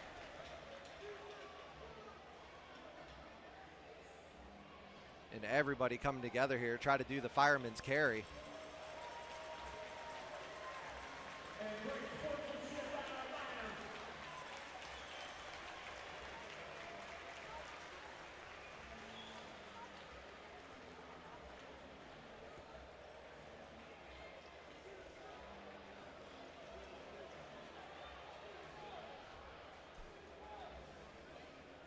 So unfortunately, McKenzie not able to continue in this one as of right now. But Jeff, the way things are looking, not looking good for McKenzie to get back into this game. No, unfortunately, but like you said, a good show of sportsmanship there. Yes, this is a heated game. Yes, they are all combatants, but everybody's looking out for everybody in this one. Don't want to see injuries. Hate to see that in the game. So for a big 4th down upcoming here. Simmons is going to remain at quarterback. You got Copperwood, Renford, and Ward. I mean, the Miners just basically, they have to be aware of the sticks here too, because Jersey doesn't need to get one in the end zone here. So 4th down upcoming here for Jersey. Man going in motion is Copperwood. We're going to have a flag on the play, so that's going to move Jersey back even further. 2:35 to go here in this one. Whoop.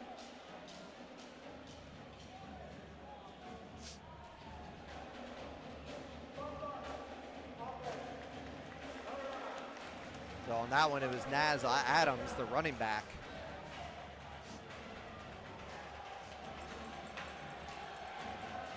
So you have Lamont Wade, Dante Mason back deep. You have Wade that is very aware of the sticks. Last line of defense there is Lamont Wade, playing very deep. Kyle Ward over on the far side, and it'll be Wade and Renford.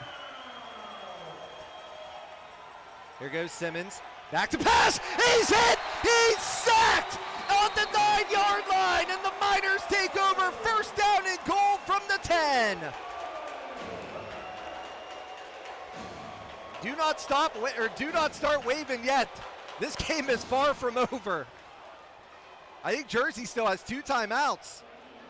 And there's the flags too, guys. You cannot do that. This game is far from over. 2:14 to go. Here's the health plan replay. And there's Devin Thomas on that defensive end, making the big hit on Simmons. But Jeff, the Miners were going to have a first down and goal, but now they're going to move them all the way back. So not a smart celebration there by the Miners. Got to hold the emotions in check. As we all know, 2:14 is a lot of time in arena football.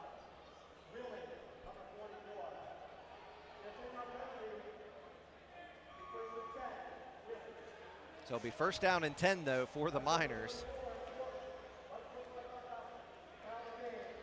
So I'll move them to the 19. And remember, the ball has to be moved forward, too. You cannot take a knee. You cannot be moved backwards. If you go backwards, the clock will stop.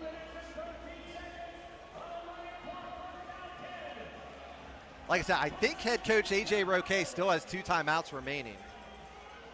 I think they've only burned the 1. Thomas Cobb will be the motion man. Flores and Robinson. Here goes Thomas Cobb with the handoff. Cobb able to go forward. Ooh. Back to the 20. Clock will continue to run, though. And Jersey will burn their first timeout. And Jeff, don't forget, they still have the extra time out there. They'll have the 1-minute warning. Correct. Don't go anywhere, folks. This one is not over. A lot of time left, like Chris mentioned. A lot of time in arena football to go up and down the field. So once again, regardless of the outcome of this one, July 6th, 7 p.m., the Peach State Cats will make their way to WesBanco Arena, take on the winner of this game. Yeah, I believe that was only Jersey's. I thought they had taken the 2, but I'm not sure.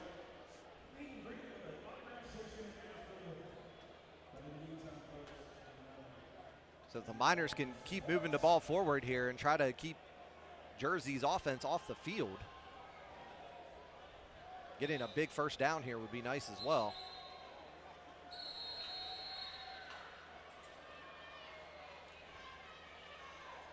So 1:36 remaining here in regulation.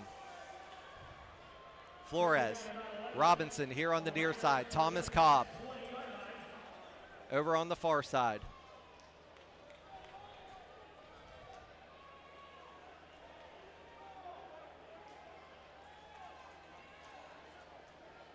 Panasuk in under center. Panasuk rolling out to his right. Launches one to Flores, who makes the catch at the 10-yard line. Jeremiah Flores short of the first down, but it'll bring up third down and short here for the Miners. Great effort there by Jeremiah Flores to go down and get that one. So head coach Josh Resignalo more than likely will let this clock run down to that 1-minute warning. Here's the health plan replay, and what a catch by Flores.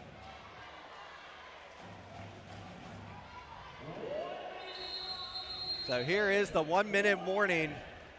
Jeff, what do you do on this one? I mean, you have Zellum back there.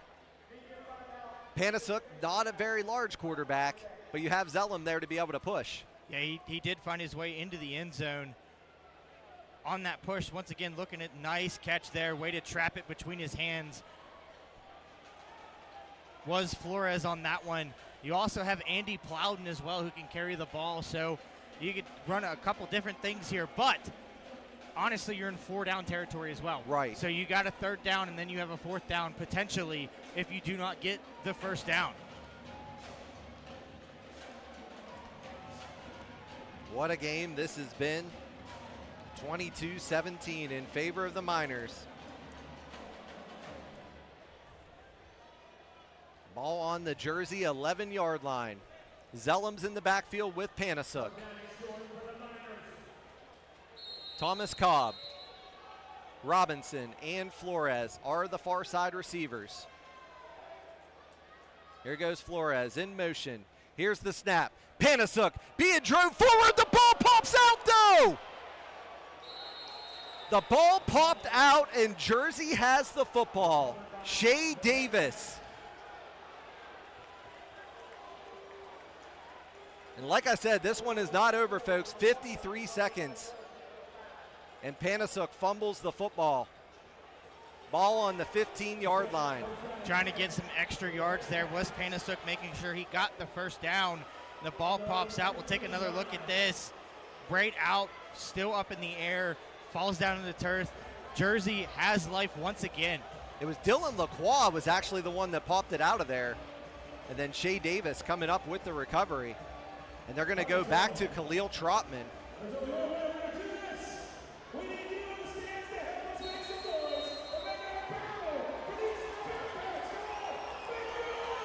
So Trotman in at quarterback, Renford, Simons, and Kyle Ward are the receivers.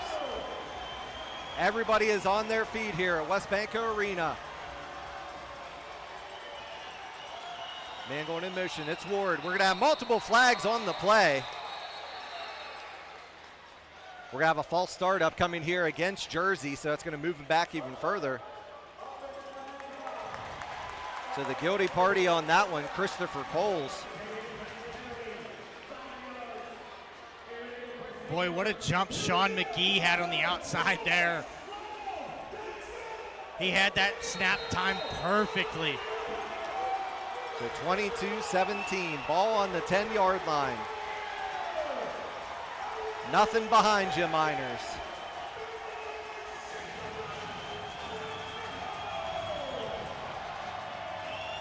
Trotman gonna send a man in motion, and they moved again.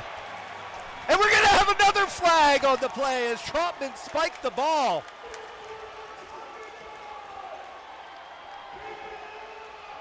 WesBanco Arena coming alive here in the final seconds of this game. So we're gonna have the offsides, and then we're gonna have the unsportsmanlike with him spiking the ball.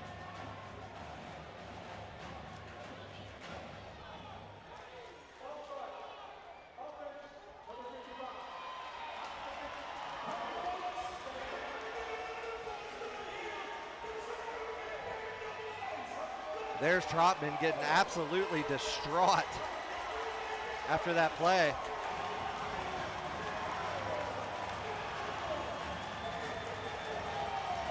So it'll be first down here for Jersey, but they're pinned all the way back in the shadows of their own goalpost. So the Miners, once again, just got to be careful. Nothing behind them. Trotman. Dio Dessois, Robbie Stewart, Sean McGee, the defensive line.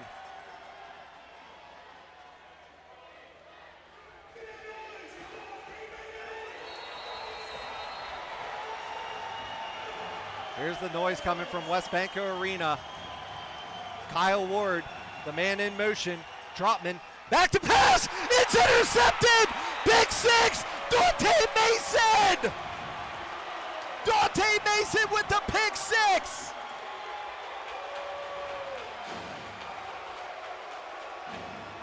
What a play there by Mason, reading it, picking it off, and taking it in for what could potentially be the game-sealing touchdown. What an interception there by Dante Mason. And Jeff, what an addition to this lineup is Dante Mason. And we're gonna have the flag again. Much to be expected. Here it is again. Back to pass. Mason jumps the route, finds his way into the end zone on a health plan replay. Great coverage there by Mason. Seeing the play, jumping in front of it, jumping the route, finding his way into the end zone.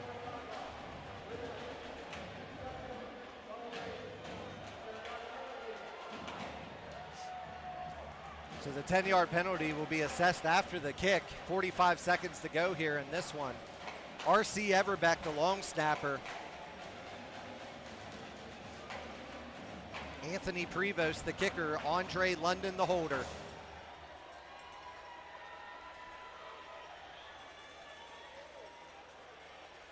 Also, they're actually going to put it on the extra point here, Jeff, instead of the kickoff. Prevost is like, no problem. So next level, Anthony Prevost here. The big extra point try. Miners up by 11, 45 seconds to go. Everbeck, the long snapper.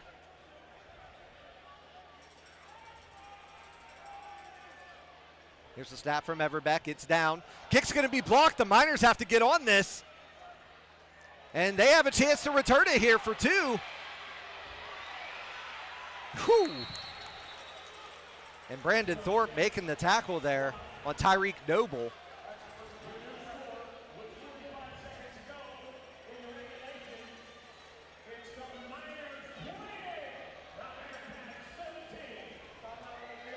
So RC Everbeck down there on the field right now talking things through with his teammates. Once again trying to become the oldest player with over 100 non-special teams plays.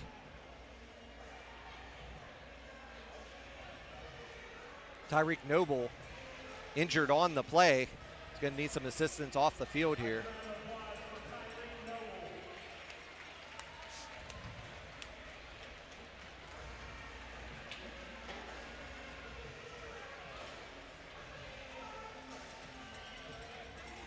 So the Miners will kick this one off again.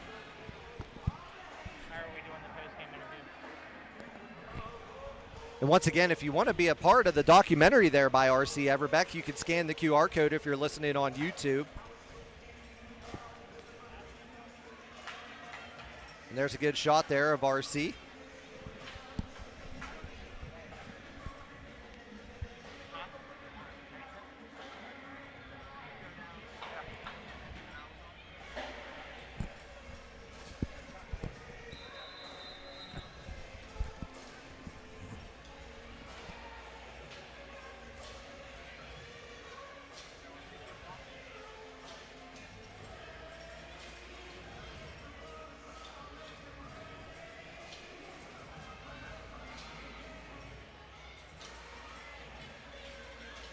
So Anthony Prevost set to kick off here.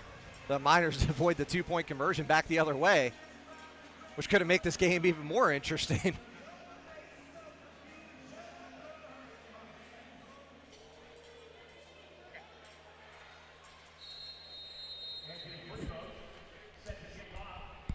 So Prevost set to kick off here. Ward and Copperwood back deep for Jersey.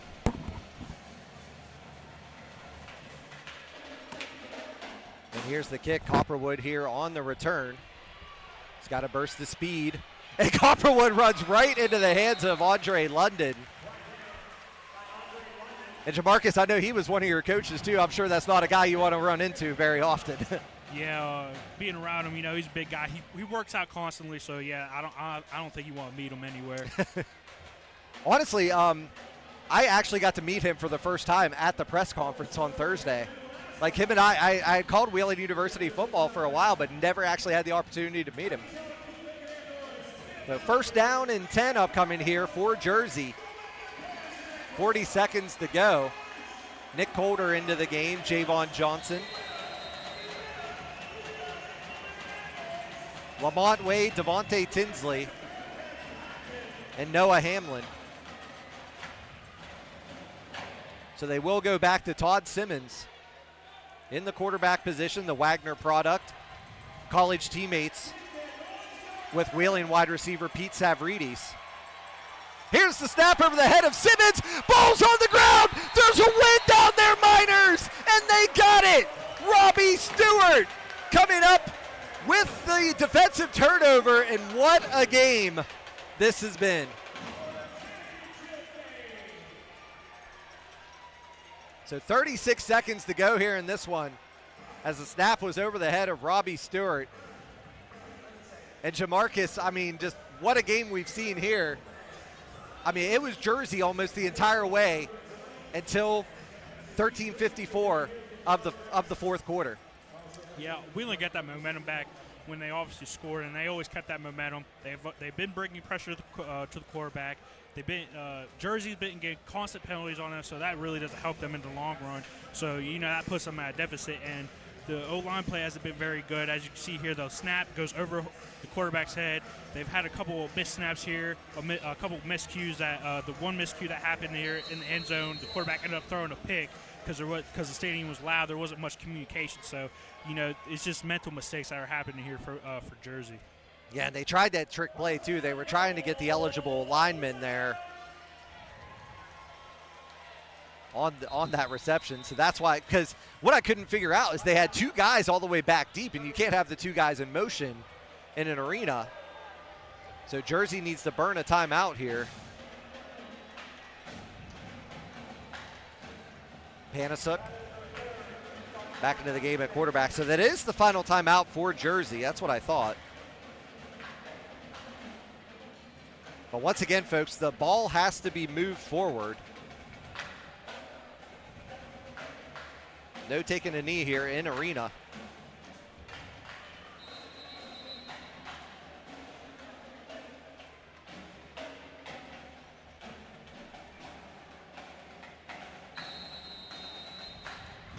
So first down and goal upcoming here for the Miners.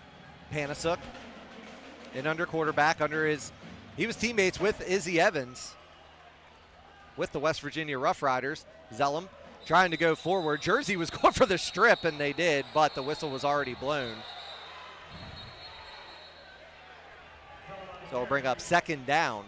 The clock will stop as Zellum wasn't able to move forward on that one.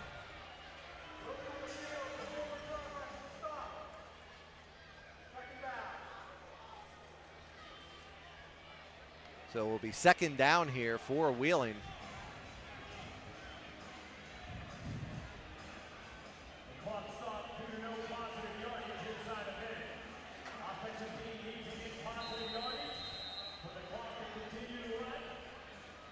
So 31 seconds to go here in this one.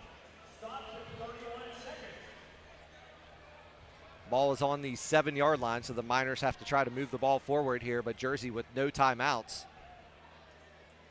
Lamont Wade into the game now at running back. He's going to be the sidecar off to the right here at Panasuk. Panasuk hands the ball off to Wade. He tried to spin the other way and nobody home, so forward progress is stopped again. And then now we have extracurriculars again. All right, boys, that's enough.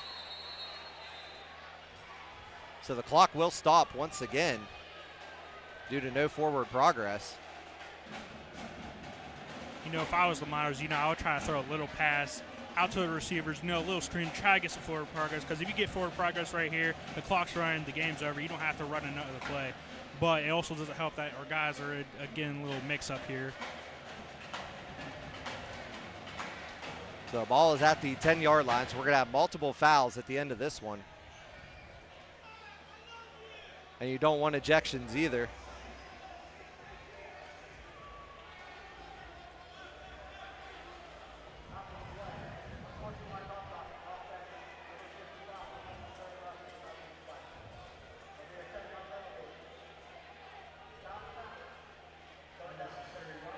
So there's the unnecessary roughness call against the Miners. But it gives them a little bit of room, like you said, Jamarcus, to try to get the forward progress. Now we have another flag.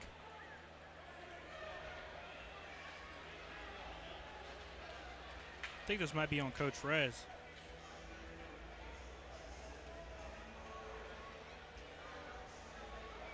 So once again, a lot of the players just coming together here. That was our health plan replay.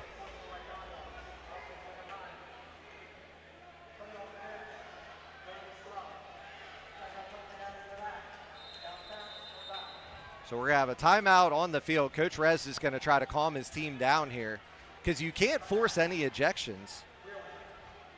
Yeah, you got to be smart here. You got to play another game, at the championship game. So there's no point in getting kicked out right now, because if you get kicked out, you're not able to play another game. So there's just no point with 27 seconds left. So the ball's going to be moved all the way back into Jersey territory. Yeah, if you're the Miners, just cooler heads have to prevail here. Remember, this is an 11-point game. 27 seconds is an eternity in arena football, as you can see. I've seen teams come back with very little time in traditional football. So I wouldn't try anything. Get the ball back to the Jersey Bearcats. I don't want them to score. Happen to kick an onside kick and they get it back. So they just need to keep their composure right now. Try to get pushed forward. One of the craziest games that I ever called was your senior year. That last drive against Union Local. Oh yeah, the funny thing is, Coach McLean calls a timeout. We go to the sideline and he says, "Where did the time go?" So he had no clue that there was very little time left on the clock. So I thought that was hilarious. And then I'm just standing in a huddle. I'm not like in the huddle. I'm just standing there. And then I turn around and Andrew, the quarterback, turns and looks at me. He goes like, "It's going behind you." So I mean, yeah. So you knew. We ran power. So that's one of the plays where you're telling the other team, "Hey, we're running this. You gotta stop it." So Noah Hamlin in at quarterback, and he is very elusive out there, is Hamlin. It's going to be a high snap. There goes Noah to the outside, and I'd say he has the forward progress and then some as he lowers his head, and then he will be brought down. But that's going to wrap this one up. The Wheeling Miners are headed for the championship as they will take on the Peach State Cats. It won't be a repeat for the Jersey Bearcats. They're going to head home, and the Wheeling Miners will come back home. We have extracurriculars down on the field. They're going to have to separate the teams down there on the field.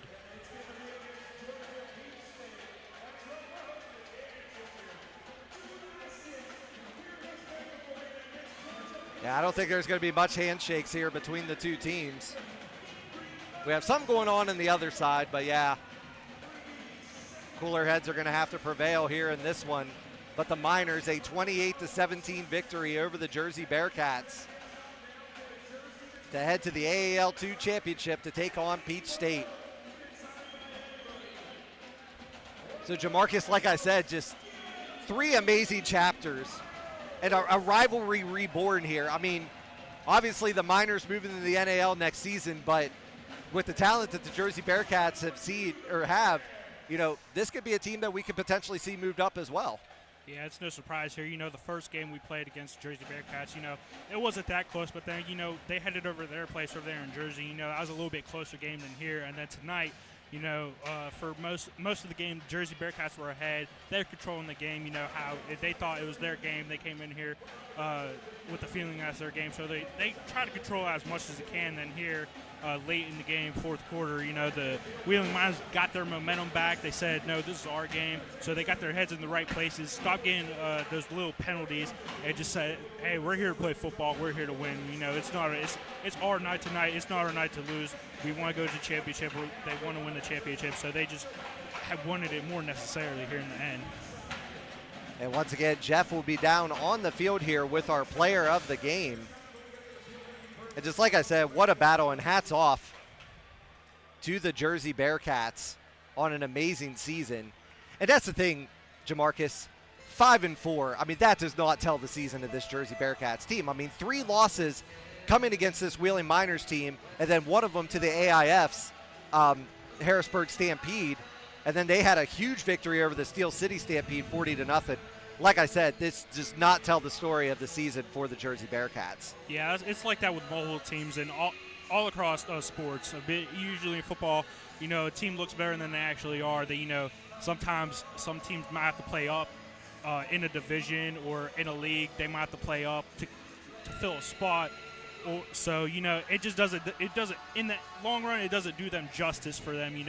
What their record looks like. But they obviously ended up here tonight to face the Wheeling Miners. So they beat the Stampeders. So that tells them what kind of competition they are. That they're actually good and they can compete. But so necessarily all the time records really don't matter. And how about the Wheeling Miners? Just a testament here. They were missing their starting quarterback in Grant Russell. Stephen Panasuk had some issues there at the start, but then just able to recover. And the Miners coming together as a team and getting the victory. Yeah, it's just about composure, You get out there, you haven't played quarterback in a while. Grant Russell's been here. You kind of feel eerie about it, how it's going to go, how the quarterback's going to go. But later on in the game, they got their heads straight. They stopped thinking about what if, and they just started playing ball. And once you start playing ball, things start going your way, and good things start to happen. So that's great for them. So that for next game, that's just what they're gonna have to do. They can't worry about the extra stuff that's going on with them. You know, they just got to focus on where they're at. Got to keep their mind on the game. Absolutely, indeed. But the Wheeling Miners, huge victory here tonight as we're just getting final things set up down there on the field. Jeffrey Blumenauer will be bringing our post-game interview for our player of the game, as they are getting set up down there. Give them a few minutes here, then we will kick it down to Jeff and our player of the game with the huge pick six at the end, Dante Mason.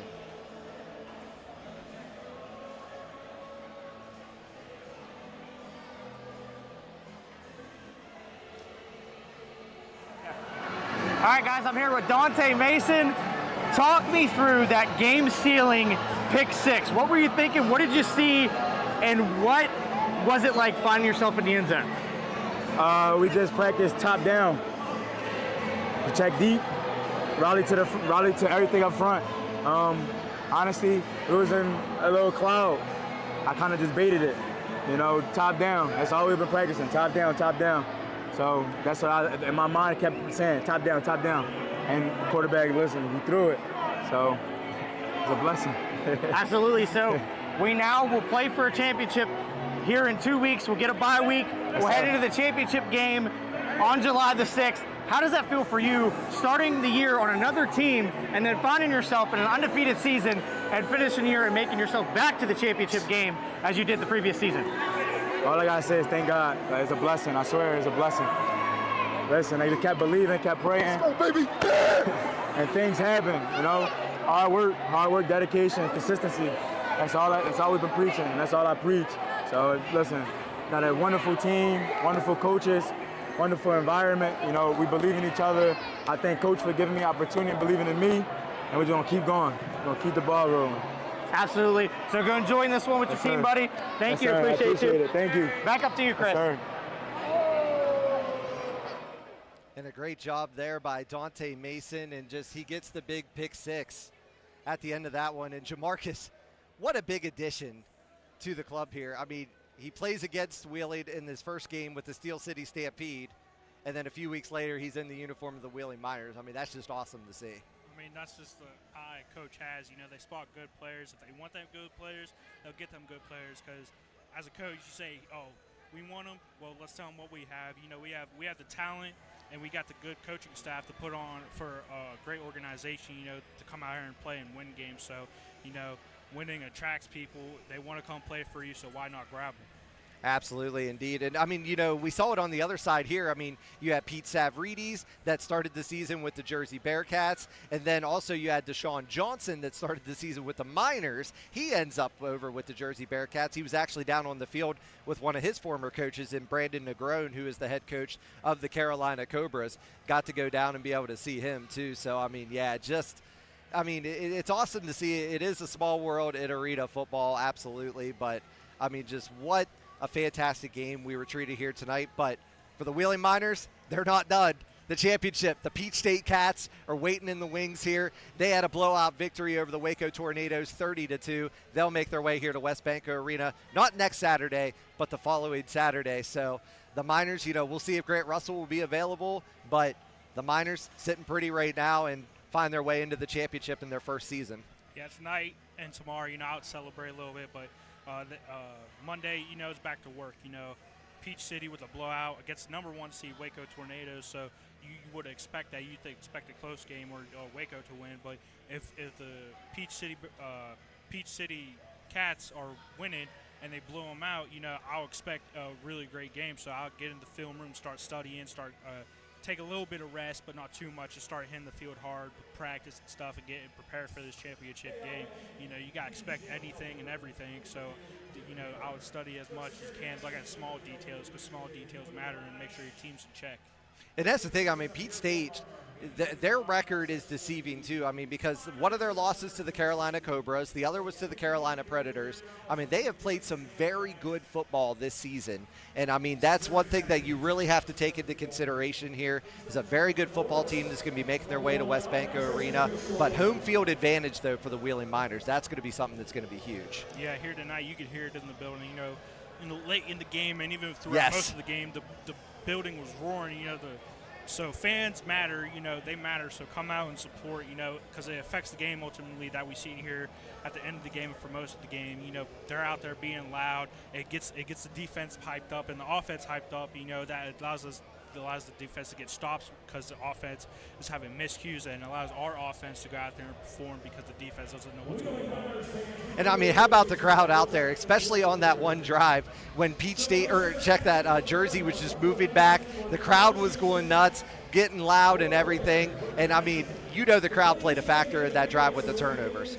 Yeah, it's always a big factor. You know, a crowd could take over a game. You never know. So it happens in college football. You know, with Penn State with the whiteout down in Baton Rouge against Louisiana. That's a hard place to play in. So you know, crowds impact games. We've seen it time and again here in traditional football and arena football and any other football across the nation. Absolutely. So, Jamarcus, a 28-17 victory here for the Miners in this one. What are your final thoughts here on tonight's game? You know, the Wheeling Miners had a couple miscues. They were in their heads a little bit here with the penalties, the unsportsmanlike conduct and unnecessary roughness, and some false starts and offsides. But later they got that under control. So next game they're out to limit the penalties. You know, no penalties is great, but limiting them. If you get one, that's okay, but you can't let it surpass more than two, maybe. You know, so they got to keep their composure and just keep on doing what they do all season and just play ball. You know, that's what they're good at. That's what they do. That's what they're paid to do is play ball. So why not have fun while doing it? Absolutely. As we look at some of the game highlights here, brought to you by the Health Plan. Some issues there in the first half, but then Panasuk coming back here on and getting the completion to Jeremiah Flores. Another nice completion to Isaiah Robinson. Robinson also avoiding the big hit down there. Panasuk here with another really nice pass. And it took everybody here tonight. There's Jarvay Flowers getting into the action. Andre Thomas Cobb with the nice run here, just kind of splitting the Red Seas there for that touchdown. A nice overhead view of this one as Thomas Cobb just splitting down the middle there for the touchdown. And then Andre London on the bad snap there, getting in for the 2-point conversion. Trotman brought down there. And another sack here by Sean McGee. And then this time it's Simmons in all kinds of trouble down there. The Miners just bringing it all night long. This is definitely going to have to be one that I go back and watch all these quarterback hurries, all these sacks and everything. I know I could keep track here tonight. Yeah, it kind of looks like Michigan's defense out there in the Rose Bowl, you know, against Alabama. They're getting pressure, getting to the quarterback, causing fumbles on the quarterback. So that's a great defensive play, especially by the D-line to get pressure like that. You know, it's hard to get pressure as a D-lineman, but when you do it with ease late in the game, and it just seems like it comes natural to you, that's the signs of a great defensive lineman. Yeah, absolutely, indeed. And there's the pick six there by Dante Mason. And that play there, that's just greater awareness. You know, the miscue with the quarterback. He ends up throwing a rifle, unfortunately, to the Wheeling Miners, and we end up scoring on that one. But it's just great field awareness, you know, a ball hawk down there. And then Robbie Stewart here with the big fumble recovery on that one, and then just Lamont Wade there with the carry, but then it was Hamlin that was finished this one off. And